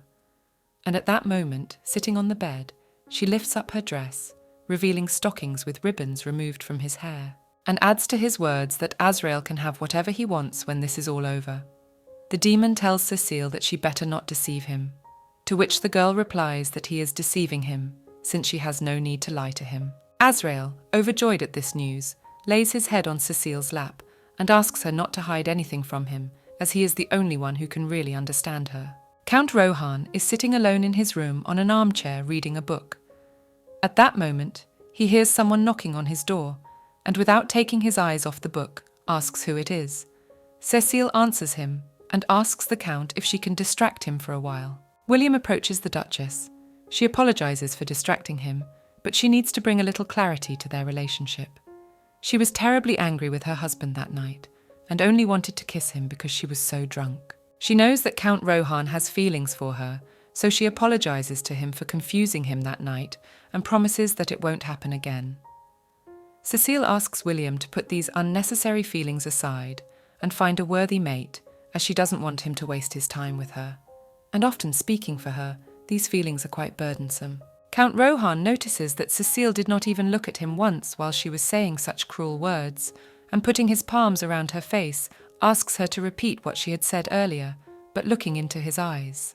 Looking at William, Cecile realizes that those eyes he has on her, that suffocating sense of déjà vu, there was a reason for it. And then it turns out that William's kindness is not meant for her, but for Leah. She believes that he should not ruin his life in any case, and hopes that the Earl of Rohan will be happy in this life. William tells Cecile that he has heard rumours that she plans to stay for a while at Countess Contra's mansion in Paris. The girl asks the Count why he is telling her this. William asks her to let him follow her to Paris. Cecile reminds the Count that she has already said everything about his love for her. Count Rohan says that he will go with her to Madame Contra's mansion as a friend, and no more, and asks to be allowed to be with her during the trip. Cecile agrees and tells the Count to do as he sees fit. The next day, the white carriage for the trip to Paris was ready. Madame Contra comes up to the Duke of Marmontel and bows to him and tells him that she is going to cheer up the Duchess, so he has nothing to worry about. The Duke asks Madame Contra to take good care of his wife. At that moment, Cecile defiantly walks past her husband, with her head held high and proud. As she gets into the carriage, she tells the Duke of Marmontel that she will be back soon. The Duke at this point turns to the nearby Earl Rohan and, placing his hand on his shoulder, asks him to take care of his wife instead, while he is not by her side. William removes the Duke's hand from his shoulder and tells him that there is nothing to worry about, as he will take proper care of the Duchess. Cecile originally had a definite purpose for her visit to Paris, but an unexpected escort in the person of William might shake her plans and make her hesitate. She didn't know at the time that Count Rohan would stand in her way or help her. They arrive in Paris. Madame Contra invites William and Cecile to her abode, and while they are in her house they can have fun and fool around with peace of mind. Cecile tells Elizabeth to be careful with such words, as she may be misunderstood to be alluding to William standing nearby. Elizabeth laughingly tells Count Rohan that she was only joking. He replies that he will just pretend he didn't hear it. Cecile stands at the window and thinks that while she is in Paris, she can't think what her husband Duke Marmontel is up to, and she needs to check it out immediately. The demon Azrael appears behind the Duchess's back and hugs her tightly, reproaching her for not telling him that Count Rohan will also be coming here, and therefore his heart is broken. Cecile sarcastically replies to Azrael that this is very funny and pushes the demon away, asking him to let her go, and tells him that whether William is here or not has nothing to do with what they came to Paris for, and hopes Azrael isn't jealous of Count Rohan. The demon asks Cecile if she would believe him if he said he was jealous of her. The Duchess crosses her arms across her chest and asks Azrael not to pretend to be human. The man replies to her that even demons can feel jealousy, but he's used to it, of course. Cecile tells the demon that he will have to give the king the letter anyway, but that Arno must not find out anything. Azrael asks Cecile what she is going to do now. The Duchess tells him that the first thing to do is to hand over this letter. Cecile's first goal was to impress the Parisian public, whether they favoured her or not. But even though her family was on the verge of a split, people openly gawked at her wherever she went. It's rare to meet a truly high-ranking aristocrat. Cecile believes that everything will be as she wants it to be. The next day, the Duchess tours Madame Contra's mansion.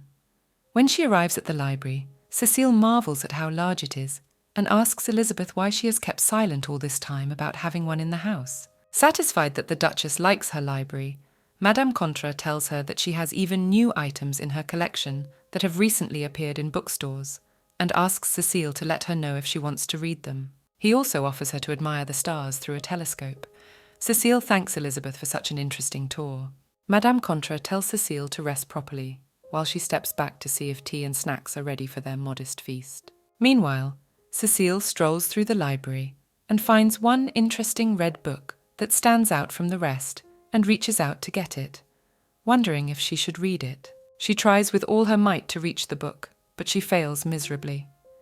Count Rohan approaches her from behind and, holding Cecile by the elbow, pulls a book from the top shelf. The Duchess thanks William for his help and asks him if he likes Paris.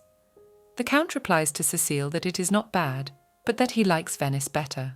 The girl sits on the stairs and tells William that she has never travelled outside of France, so she doesn't know much about the outside world, and it would be great if she could travel freely. But she must get her husband's consent to this, and she is unlikely to give it to her.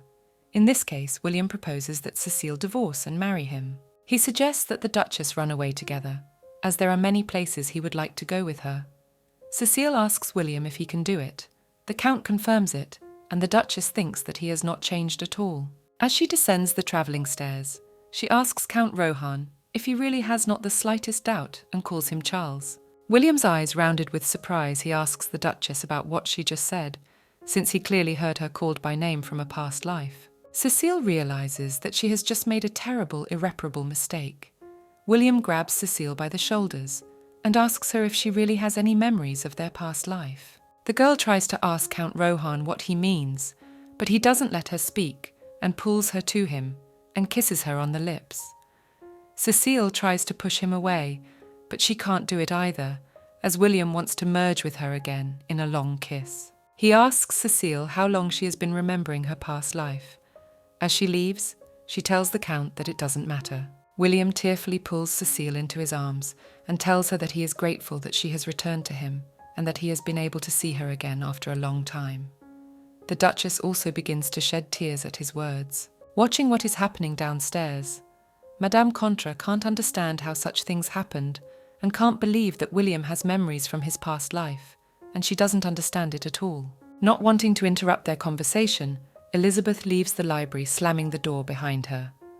In the living room, the demon Azrael sits and tells Madame Contra that it seems inevitable. Demon realised this since it's not the first time he's been through this one, but for some reason it's unbearably hard for him now, so this time it's going to be different. Elizabeth replies to Azrael that she has no doubts and believes that Cecile will find her way to him, for he is the only one who can save her from eternal suffering. Demon crossed his arms on his chest and smiling noticed that Madame Contra turns out to be able to comfort, and he is very touched by it. Showing the demon her respect, Elizabeth bowing tells him that it is because she is on his side.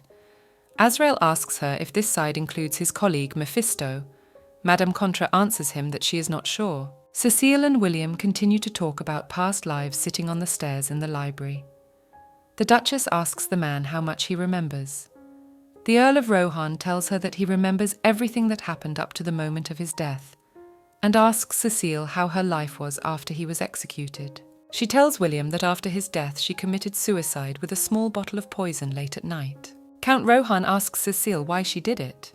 The Duchess corrects him by saying that it was Leia who did not do it. But on second thought, the voice she heard telling her that she couldn't just give up since the king was still alive, she wondered who that person was. William notices that Cecile draws a line with his old self. The Duchess tells Count Rohan that his feelings for her are those of his past life and asks him if he has thought of anyone else. William tells her that whatever the reason, his feelings for her are genuine, and the fact that they met again like this, she considers it a blessing from God. The Count, after these words, presses Cecile into his arms. The girl replies that it would be God's blessing to bring the Duke north. He asks the Duchess if she means revenge and if it's worth it, since you can just walk away from him in this life and just focus on their relationship. Cecile suspends the Count. It is not clear to her why William would say this to her, as he does not think she would feel the same way about him as he does about her. At night, the Duchess can't sleep and sits on the sofa thinking about something of her own. As is customary, Azrael appears behind Cecile and asks her what she is thinking about. The girl asks the demon about when he came here. Azrael answers her that he came here just now and tells her the news that the Duke of Marmontel has arrived in Paris and suggests that there will be a meeting today. Cecile asks the demon if there is any way to get in. The demon tells her that there is, and that she can have a lot of fun with him. The Duchess is surprised that Azrael is also going to this meeting with her. They arrive at the place where the Duke of Marmontel has come. Cecile, dressed in men's clothes, asks the demon if they really won't notice them. Azrael asks her if she believes him. The girl, hiding behind the demon's back, replies that she believes him. But because of this action, the man concludes that she does not. The people in this room are discussing the fact that today the king has levied a huge tax on them to fill the bellies of himself and the pig-like aristocrats chasing him. They believe that these dogs should be isolated from the rest of the world because they turn their backs on the suffering of the rest of the people, and call not to leave this country to them, as they are the main culprits who are destroying the country, and the real masters of this country are they. Cecile asks the demon who these people are. Azrael explains to her that they are liberals, representatives of the Enlightenment, and representatives of the Church, Republicans and so on, and it's a kind of treason. The Duchess notices her husband Arno at the end of the table and wonders why he is here at this hour. Azrael explains to Cecile that the Duke of Marmontel is their head. The girl can't believe it because he is also a nobleman. The demon holds Cecile close to him and tells her that what she is seeing is true. At that moment, one of the men gets up from the table and tells everyone that it is time to get out of here and get rid of the aristocracy. Cecile back home still can't believe it was such a meeting, but if she tells the king, she may be killed immediately. Azrael asks the Duchess what she is going to do in such a case. The girl replies that she should wait a bit and observe the situation. Afterwards, she thanks the demon for his help. Azrael asks Cecile what it's like to meet her previous husband again. The Duchess clarifies how he knows about it and their kiss. Demon answers her that he is not that free and has a lot of work to do and just felt that way, since everything she feels, he feels too. As Azrael moves through Cecile's hair, she talks about how she doesn't know what to do with William now, but she doesn't think he wants revenge on the Duke. The demon asks the Duchess not to worry about it, as he feels the same way she does. Cecile turns to Azrael and asks him if he happens to be a mind reader. He says that he knows that the Earl of Rohan is standing outside the door and then vaporizes, leaving behind a lot of black feathers after William knocked on the door and asked if she was in the room. Count Rohan slams the door behind him and walks into Cecile's chamber.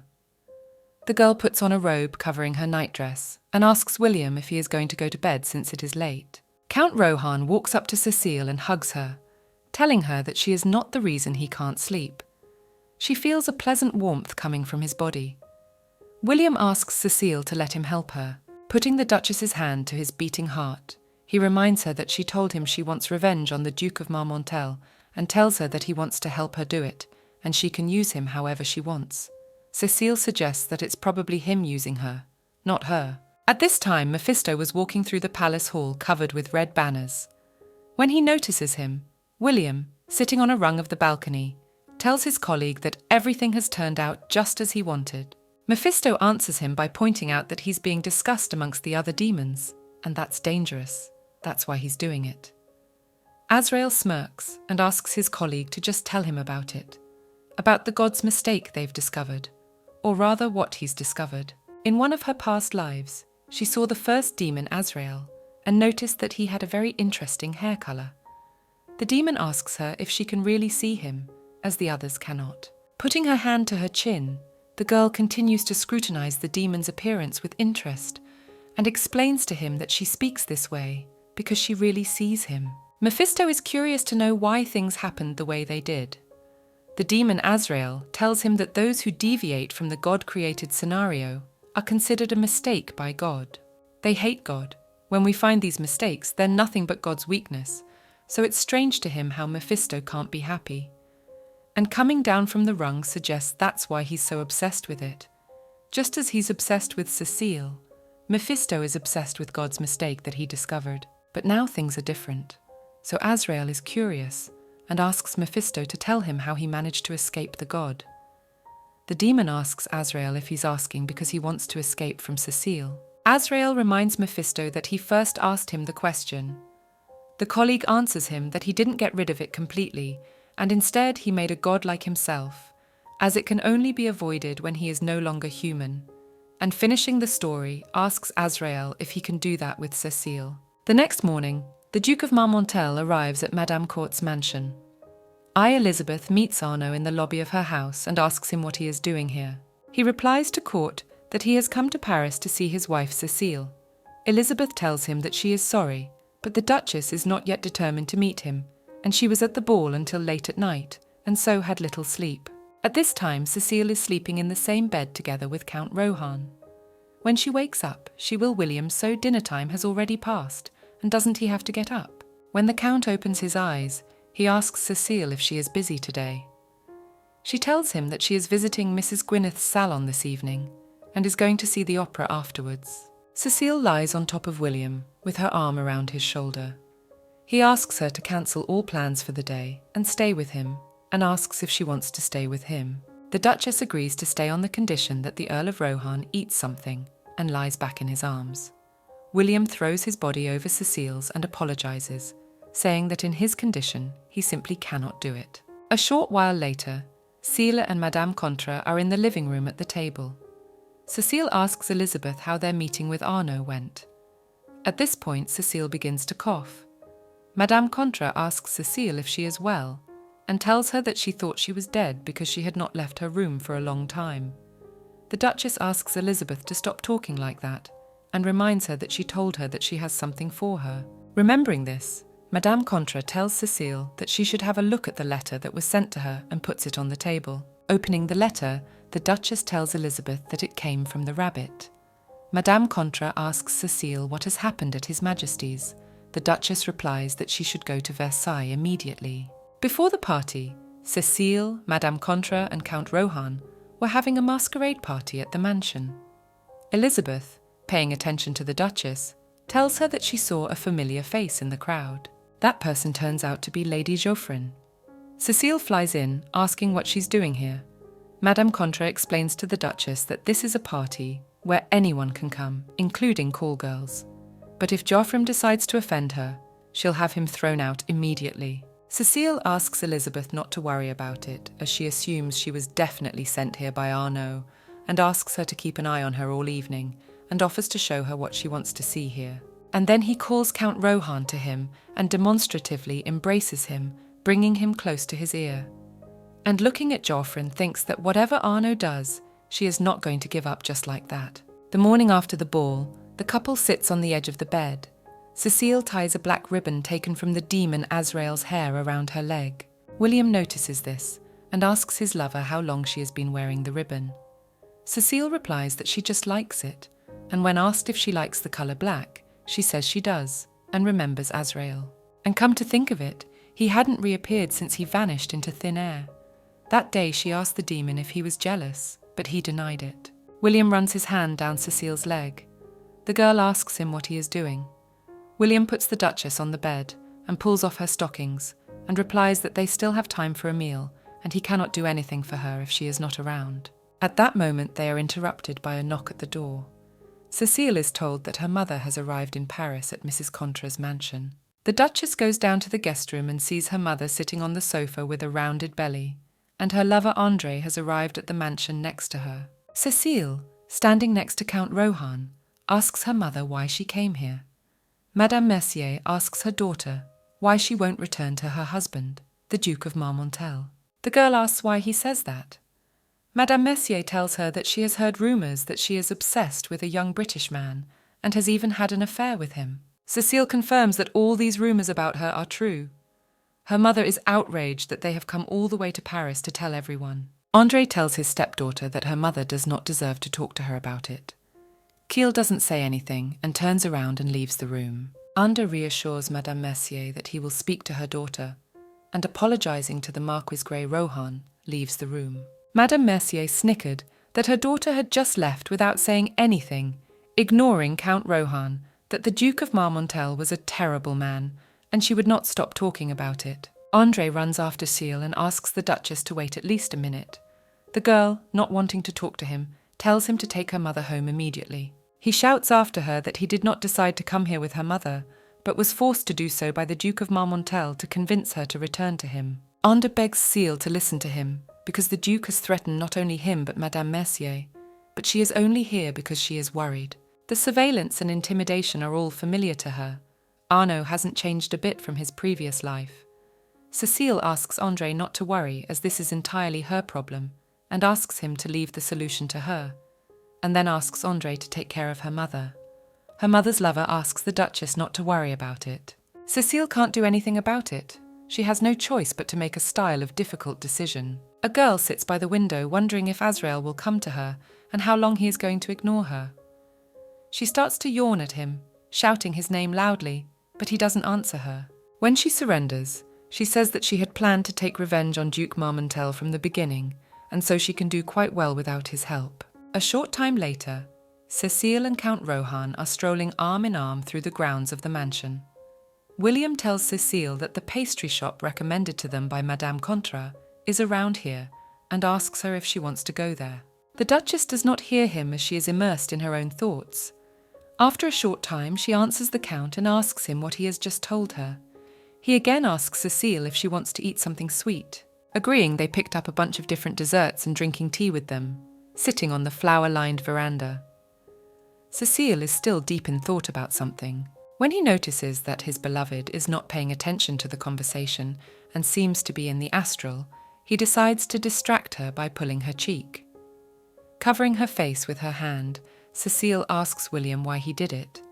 The Count wonders what she is thinking about. He tells her that if she is worried about something at the moment, she can tell him and he will support her. Cecile tells him that nothing is wrong and that he shouldn't worry about her. While admiring the Duchess, Count Rohan reflects on how happy he is that he has finally met her, his love, but he has the feeling that she is gradually drifting away from him. Cecile is with him now, but it's as if she's somewhere else. Meanwhile, all the demons are wearing identical masks that hide half their faces, like the one Mephisto wore in the beginning. Azrael walks past the other demons, whispering behind him. Mephisto sees his colleague, greets him, and notices that he hasn't attended a meeting for a long time, and asks Azrael if he has forgotten where to go. The blonde-haired demon doesn't answer anything. Before the meeting begins, Mephisto sits down next to Azrael, but Azrael rudely asks him to move to another seat, preferably farther away. But Mephisto silently continues to sit in his chair. Staring at the yellow light weighing down the air, the demon Azrael reflects on the fact that he always wanted Cecile to fail, and thought he would be glad to find her wrong, but ironically, after finding her, became very attached to her. At that moment, Azrael's thoughts are interrupted by the voice of a god coming from a bright yellow ball, and tells the demon that in his power he will be forever, and neither from him nor from Cecile he will never be able to escape, and showing the sleeping Duchess asks him what he is going to do in that case. When Azrael hears this, he covers his mouth with his hand in horror. Mephisto, sitting next to him, asks his colleague what happened. Azrael can't believe that Cecile's death is only a short time away. The next day, Cecile smashes a plate on the floor with a loud clang. At the sound, a maid comes, and frightened for her mistress, asks her if she is all right and is going to clean it up. As it is dangerous, she asks Cecile to stay away from the shards. The Duchess hides the handkerchief-wrapped shard behind her back and waits for the maid to leave before unwrapping it, thinking that she didn't mean to resort to this, but Azrael reacted the strongest when she was in danger. Cecile can't help it, nor does she need to find out the truth about why he disappeared. With words that everything will be fine, Cecile brings the shard from the plate to her hand to cut it, but Azrael does not let the Duchess do it and shouts to her to stop. At that moment, the shard evaporates from the girl's hand. Cecile then tells Azrael that they haven't seen him in a long time and asks him what he's been doing all this time, that he's only just shown up now. Without answering her question, the demon asks Cecile if she's decided to do it, just so he'll show up again. The girl tells the demon that he's always been the way he is now. She rushes to meet her destiny, takes everything on her shoulders as expected of him, and presses herself against his chest, and tells him that she knows that the voice she heard when she died in her past life was him, no other way. Cecile asks Azrael since when he has been watching her. The demon puts his hands on the girl's shoulders and asks for permission to say something to her. He promises to talk to her someday about this long story, and throwing himself at Cecile's feet, without letting her palm out of his hands, he asks her not to do it again, because he won't disappear without her permission. Looking up at her, he asks her to take care of herself and the baby, and congratulates her on her pregnancy. Cecile can't believe it. A short time later, the Duchess arrives at the Mercier estate where she lived before her marriage. As she passes the guests, she hears a judgmental whisper behind her back. Cecile approaches His Majesty. The king is pleased that the Duchess has finally arrived. Out in the garden, he asks Cecile if she has finally decided on his request to follow the Duke of Marmontel. The Duchess replies to the man that she has one condition. The king asks Cecile to tell him of this request, as she is taking on a difficult job, and perhaps he can help her with whatever she asks. The Duchess asks the king if he has heard rumours about her. His Majesty tells her that he has heard about it, since everyone is interested in the Duchess. Cecile tells the king that she will be honest with him, and asks him to recognise him as the successor to the Marmontel family of the child she is carrying. The king wants to answer her, but she interrupts him to say that she and Arnaud cannot have children. The king tells the Duchess that in that case, she will have to give up the power over the Marmontel family to another. Cecile replies that she doesn't want to do that because she's already been through it once. His Majesty asks the girl if Arnaud will stand in the way if he does her such a favour. The Duchess explains to him that Arnaud will be banished anyway because he is old and will therefore end his life in exile in Siberia. The king asks the Duchess if she has enough information to do so. Cecile confirms this and adds that if her child becomes the Marmontel's successor, His Highness will not have to worry about anything, as it is not a true bloodline that threatens His Majesty. This sounds tempting to the king, and so he agrees to accept the terms. After a while, Cecile decides to visit her mother. Madame Mercier asks if they had a good meeting with the king. The Duchess confirms this and tells her that they had a good conversation. Suddenly, André enters the conversation and, holding his newborn daughter in his arms, asks Cecile to look at Louise. She is sleeping sweetly in his arms, wearing a white and pink bonnet. The Duchess approaches her little sister and marvels at how cute and small she is. Her mother's lover asks Cecile if his daughter is not adorable and exclaims that he wants to eat the little girl. Madame Mercier asks Andre to stop saying stupid things and give the child to a nanny. Cecile, watching this, calls Andre a complete fool. The girl is thinking about something and stares at one point without averting her gaze. Her mother asks her why she looks so depressed and what happened to her. During the day, Cecile tells Wilhelm that she's pregnant. The Count asks her if she is sure, and hugging her says that she can't believe she's going to be a father. He kisses her on the top of her head and thanks her for it. William wonders who they will have, a daughter or a son, and assumes that if they have one that looks like her.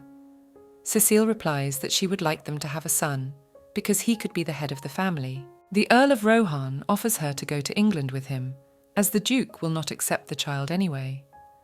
Cecile replies that she is not abandoning the Marmontel family by taking everything from it, and this child will be the successor of the family. William, resentful of Cecile, turns away from her. The Duchess asks him not to misunderstand her, but the Duke will disappear anyway, and they can be together. Count Rohan tells Cecile that he hopes she will not involve their child in her revenge against the Duke of Marmontel. The girl wants to say something to William, but he interrupts her, reproaching her that the more she clings to revenge, the more she cannot let go of the Duke and her grudge against him. He is now very far away from home, but even at this moment his shadow is still with Cecile. The Duchess, looking down at the floor, reminds William that she told him she was going to take revenge, and he in turn promised to help her in this endeavour. Count Rohan replies to Cecile that he will certainly help her to the very end, but even in this happy moment, he cannot get rid of the thought that he is standing in their way. He leaves the room. Mrs. Mercy interrupts her daughter's musings. Cecile replies to her mother that she is fine. At that moment, someone starts knocking on the door. The woman lets him in. Count Rohan enters the room. The Duchess asks him what he is doing here. William tells her that he is here to take her away. After a while, Cecile and William get into a carriage and set off. The girl explains to the Count that he should not have come all this way to pick her up. William tells Cecile that he missed her so much that he couldn't do anything about it. The girl doesn't understand how he can just talk about it and asks him if he is angry with her because she has decided everything for both of them. Count Rohan tells her that she is right, but he wanted to see her too much and asks Cecile to kiss her. And at that moment, they merge in a passionate kiss. She puts her head on William's shoulder and tells him that she has not changed her mind. The Count replies that he has not changed his mind either, so he will try to change her mind and thinks it will be quite easy for him, but he cannot leave Cecile or his child. The Duchess ponders what would have happened if they had met earlier. If it weren't for their memories of their past lives where they loved each other, they wouldn't have this heartache and could live happily respecting each other. But should she push him away now? Cecile arrives in Paris to see Madame Contra. The next day, Elizabeth tells the Duchess that they are in trouble because they have a guest arriving. Cecile asks the Countess why she calls it a problem. Lord Bianca enters the room and tells Cecile that it has been some time since they last met at their wedding to the Duke of Marmontel. The Duchess asks Lord Bianca what brings him here. The man replies that he is here to give her a letter from the Duke and to fetch the Earl of Rohan. William wants to contradict him, but his uncle angrily tells him that he will not tolerate any more scandals, especially since the Duke of Marmontel has generously agreed to forgive him, so he must return to England. The Earl of Rohan replies to Lord Bilanca that this is not going to happen. Albert tells his brother that his mother is in critical condition and that he must be with her now. Late at night, Cecile sits with the demon Azrael on a fountain in the middle of the garden. The demon asks the girl what her heart tells her. Cecile answers him that she must follow Count Rohan. Azrael tells her to do what she wants and to do it now. Cecile tells him that she wants to be with William, but first she has to get rid of Arno, and then it is not too late to return to Count Rohan, and thinks that he should be with his mother now, so she doesn't want him to worry about her at a time like this. Azrael notices that she is thinking only of revenge against the Duke of Marmontel and asks him to do it. Cecile rudely asks the demon what it all means, since if she doesn't destroy the Duke herself, it will all be pointless. She asks him if she has to go that far. Azrael gets up from the fountain and walks forward. Cecile asks him what is wrong with him and notices that he has changed a lot. The demon does not turn to the girl and tells her that he is still the same and nothing has changed. Cecile doesn't believe him because he can't look her in the eye as if something is eating him up. She assumes he knows something, and if it concerns her, she must find out now. The demon tells her that even if she knows, nothing will change. The next day, Count Rohan approaches Cecile and asks her what she is thinking. Without waiting for an answer, he asks her not to worry, as he has decided to stay with her. The girl asks William not to do this as it is not necessary, and especially since his mother is very ill, and it is better for him to be near her at the moment. Hugging him, she tells him that they are not saying goodbye forever, and asks him to go away and not to worry about her because she feels safe. She lied to him because before she comes back she may not be in this world anymore, and she thinks it's the right decision to let him go now. It's not too late, and William should get on with his life. Cecile asks for a name for the baby while it's still here, but she doesn't know yet who the daughter or son will be, so she asks for 2 names instead of 1. William tells her that if there is a daughter, they will name her Leah, and if there is a son, I will name him Charles. Cecile is silent. The Count assumes she doesn't like it. She tells him she likes it very much. If she tried to break up with him, William would definitely not accept it. So Cecile lied to him on purpose and brought him safely back to the country. But she herself has returned to hell, to the Duke of Marmontel's mansion, and must now be there for the last time. Cecile meets her husband after a long time. He tells her that she is unlikely, as he did not think she could humiliate him so much. Arno asks Cecile if she has told his brother King Louis. The Duchess laughs out loud and tells her husband that if she did not, then who will? The Duke asks his wife if she realizes what she has done, as several people have been caught because of her, and business is delayed. Cecile asks him if he really intended to achieve what they call freedom and equality. In her eyes, he is using all these people to overthrow the king. She only sees him trying to get back on the throne, and asks if he thinks it's the same as King Louis and him. The Duke of Marmontel asks Cecile to watch what she says, as the tone is very restrained at the moment. The girl reproaches him for taking the time to sit at the table and talk. Perhaps it would be better to give bread to hungry people, and even better if he respected women and asks him to keep his pants on. Arno swings at his wife to hit her. But then falls to the floor when he sees the long black wings behind Cecile's back. Behind her appears a demon in a black cloak decorated with roses, with a long scythe in his hand, and a white mask with a gilded cross painted on it, and a golden crown on his head. The Duke sees this and calls his wife a witch. Cecile tells him that she knows about it, and he should have divorced her earlier. The Duchess recalls their dialogue with the demon Azrael. She tells him that she doesn't understand why she has so little time left, why the sinful Arno lives so long, and why she must die and thinks it is unfair. Cecile wonders who she exists for, and if she dies like this, what will happen to her child? She snuggles into the demon's arms and tells him that if her next life is going to be like this one, she'd rather just disappear forever. Azrael asks Cecile not to say so, because waiting for her to be born for thousands of years is the only hope in his life. He asks the girl not to make him give up, even that. The demon wraps his palms around Cecile's face and makes her promise that he will always be there for her, do whatever she wants. Azrael pleads with the Duchess not to think of such things again. The scythe lands close to Arno's body and then vaporizes, leaving behind black feathers. Cecile tells him that she will not do it, because even if he goes into exile, he will be treated differently because he is a member of the royal family. She leaves the room saying goodbye to Duke Marmontel, thinking she won't let him ruin her life. The next day, as planned, Duke Marmontel goes into exile in Siberia. He takes one last look at his home and gets into the carriage. There is an uproar in the street. No one can believe what is happening, and the whole of Paris is on its feet. Madame Contra tells the Duchess that because the funding has stopped, the angry gentlemen are venting their anger in the news bulletins, all but telling Madame Cecile. Elizabeth asks the Duchess how long she will tolerate this ridiculous gossip. Cecile replies that they will stop if you give them money. Madame Contra warns the Duchess that she may be caught cheating. Cecile says she's given it a lot of thought. It seems to her it is an irresistible trend of time, and at least she wants to make sure that her child does not drown going against the current. Madame Contra crosses her arms across her chest and asks Cecile what she will do if the king reveals her before.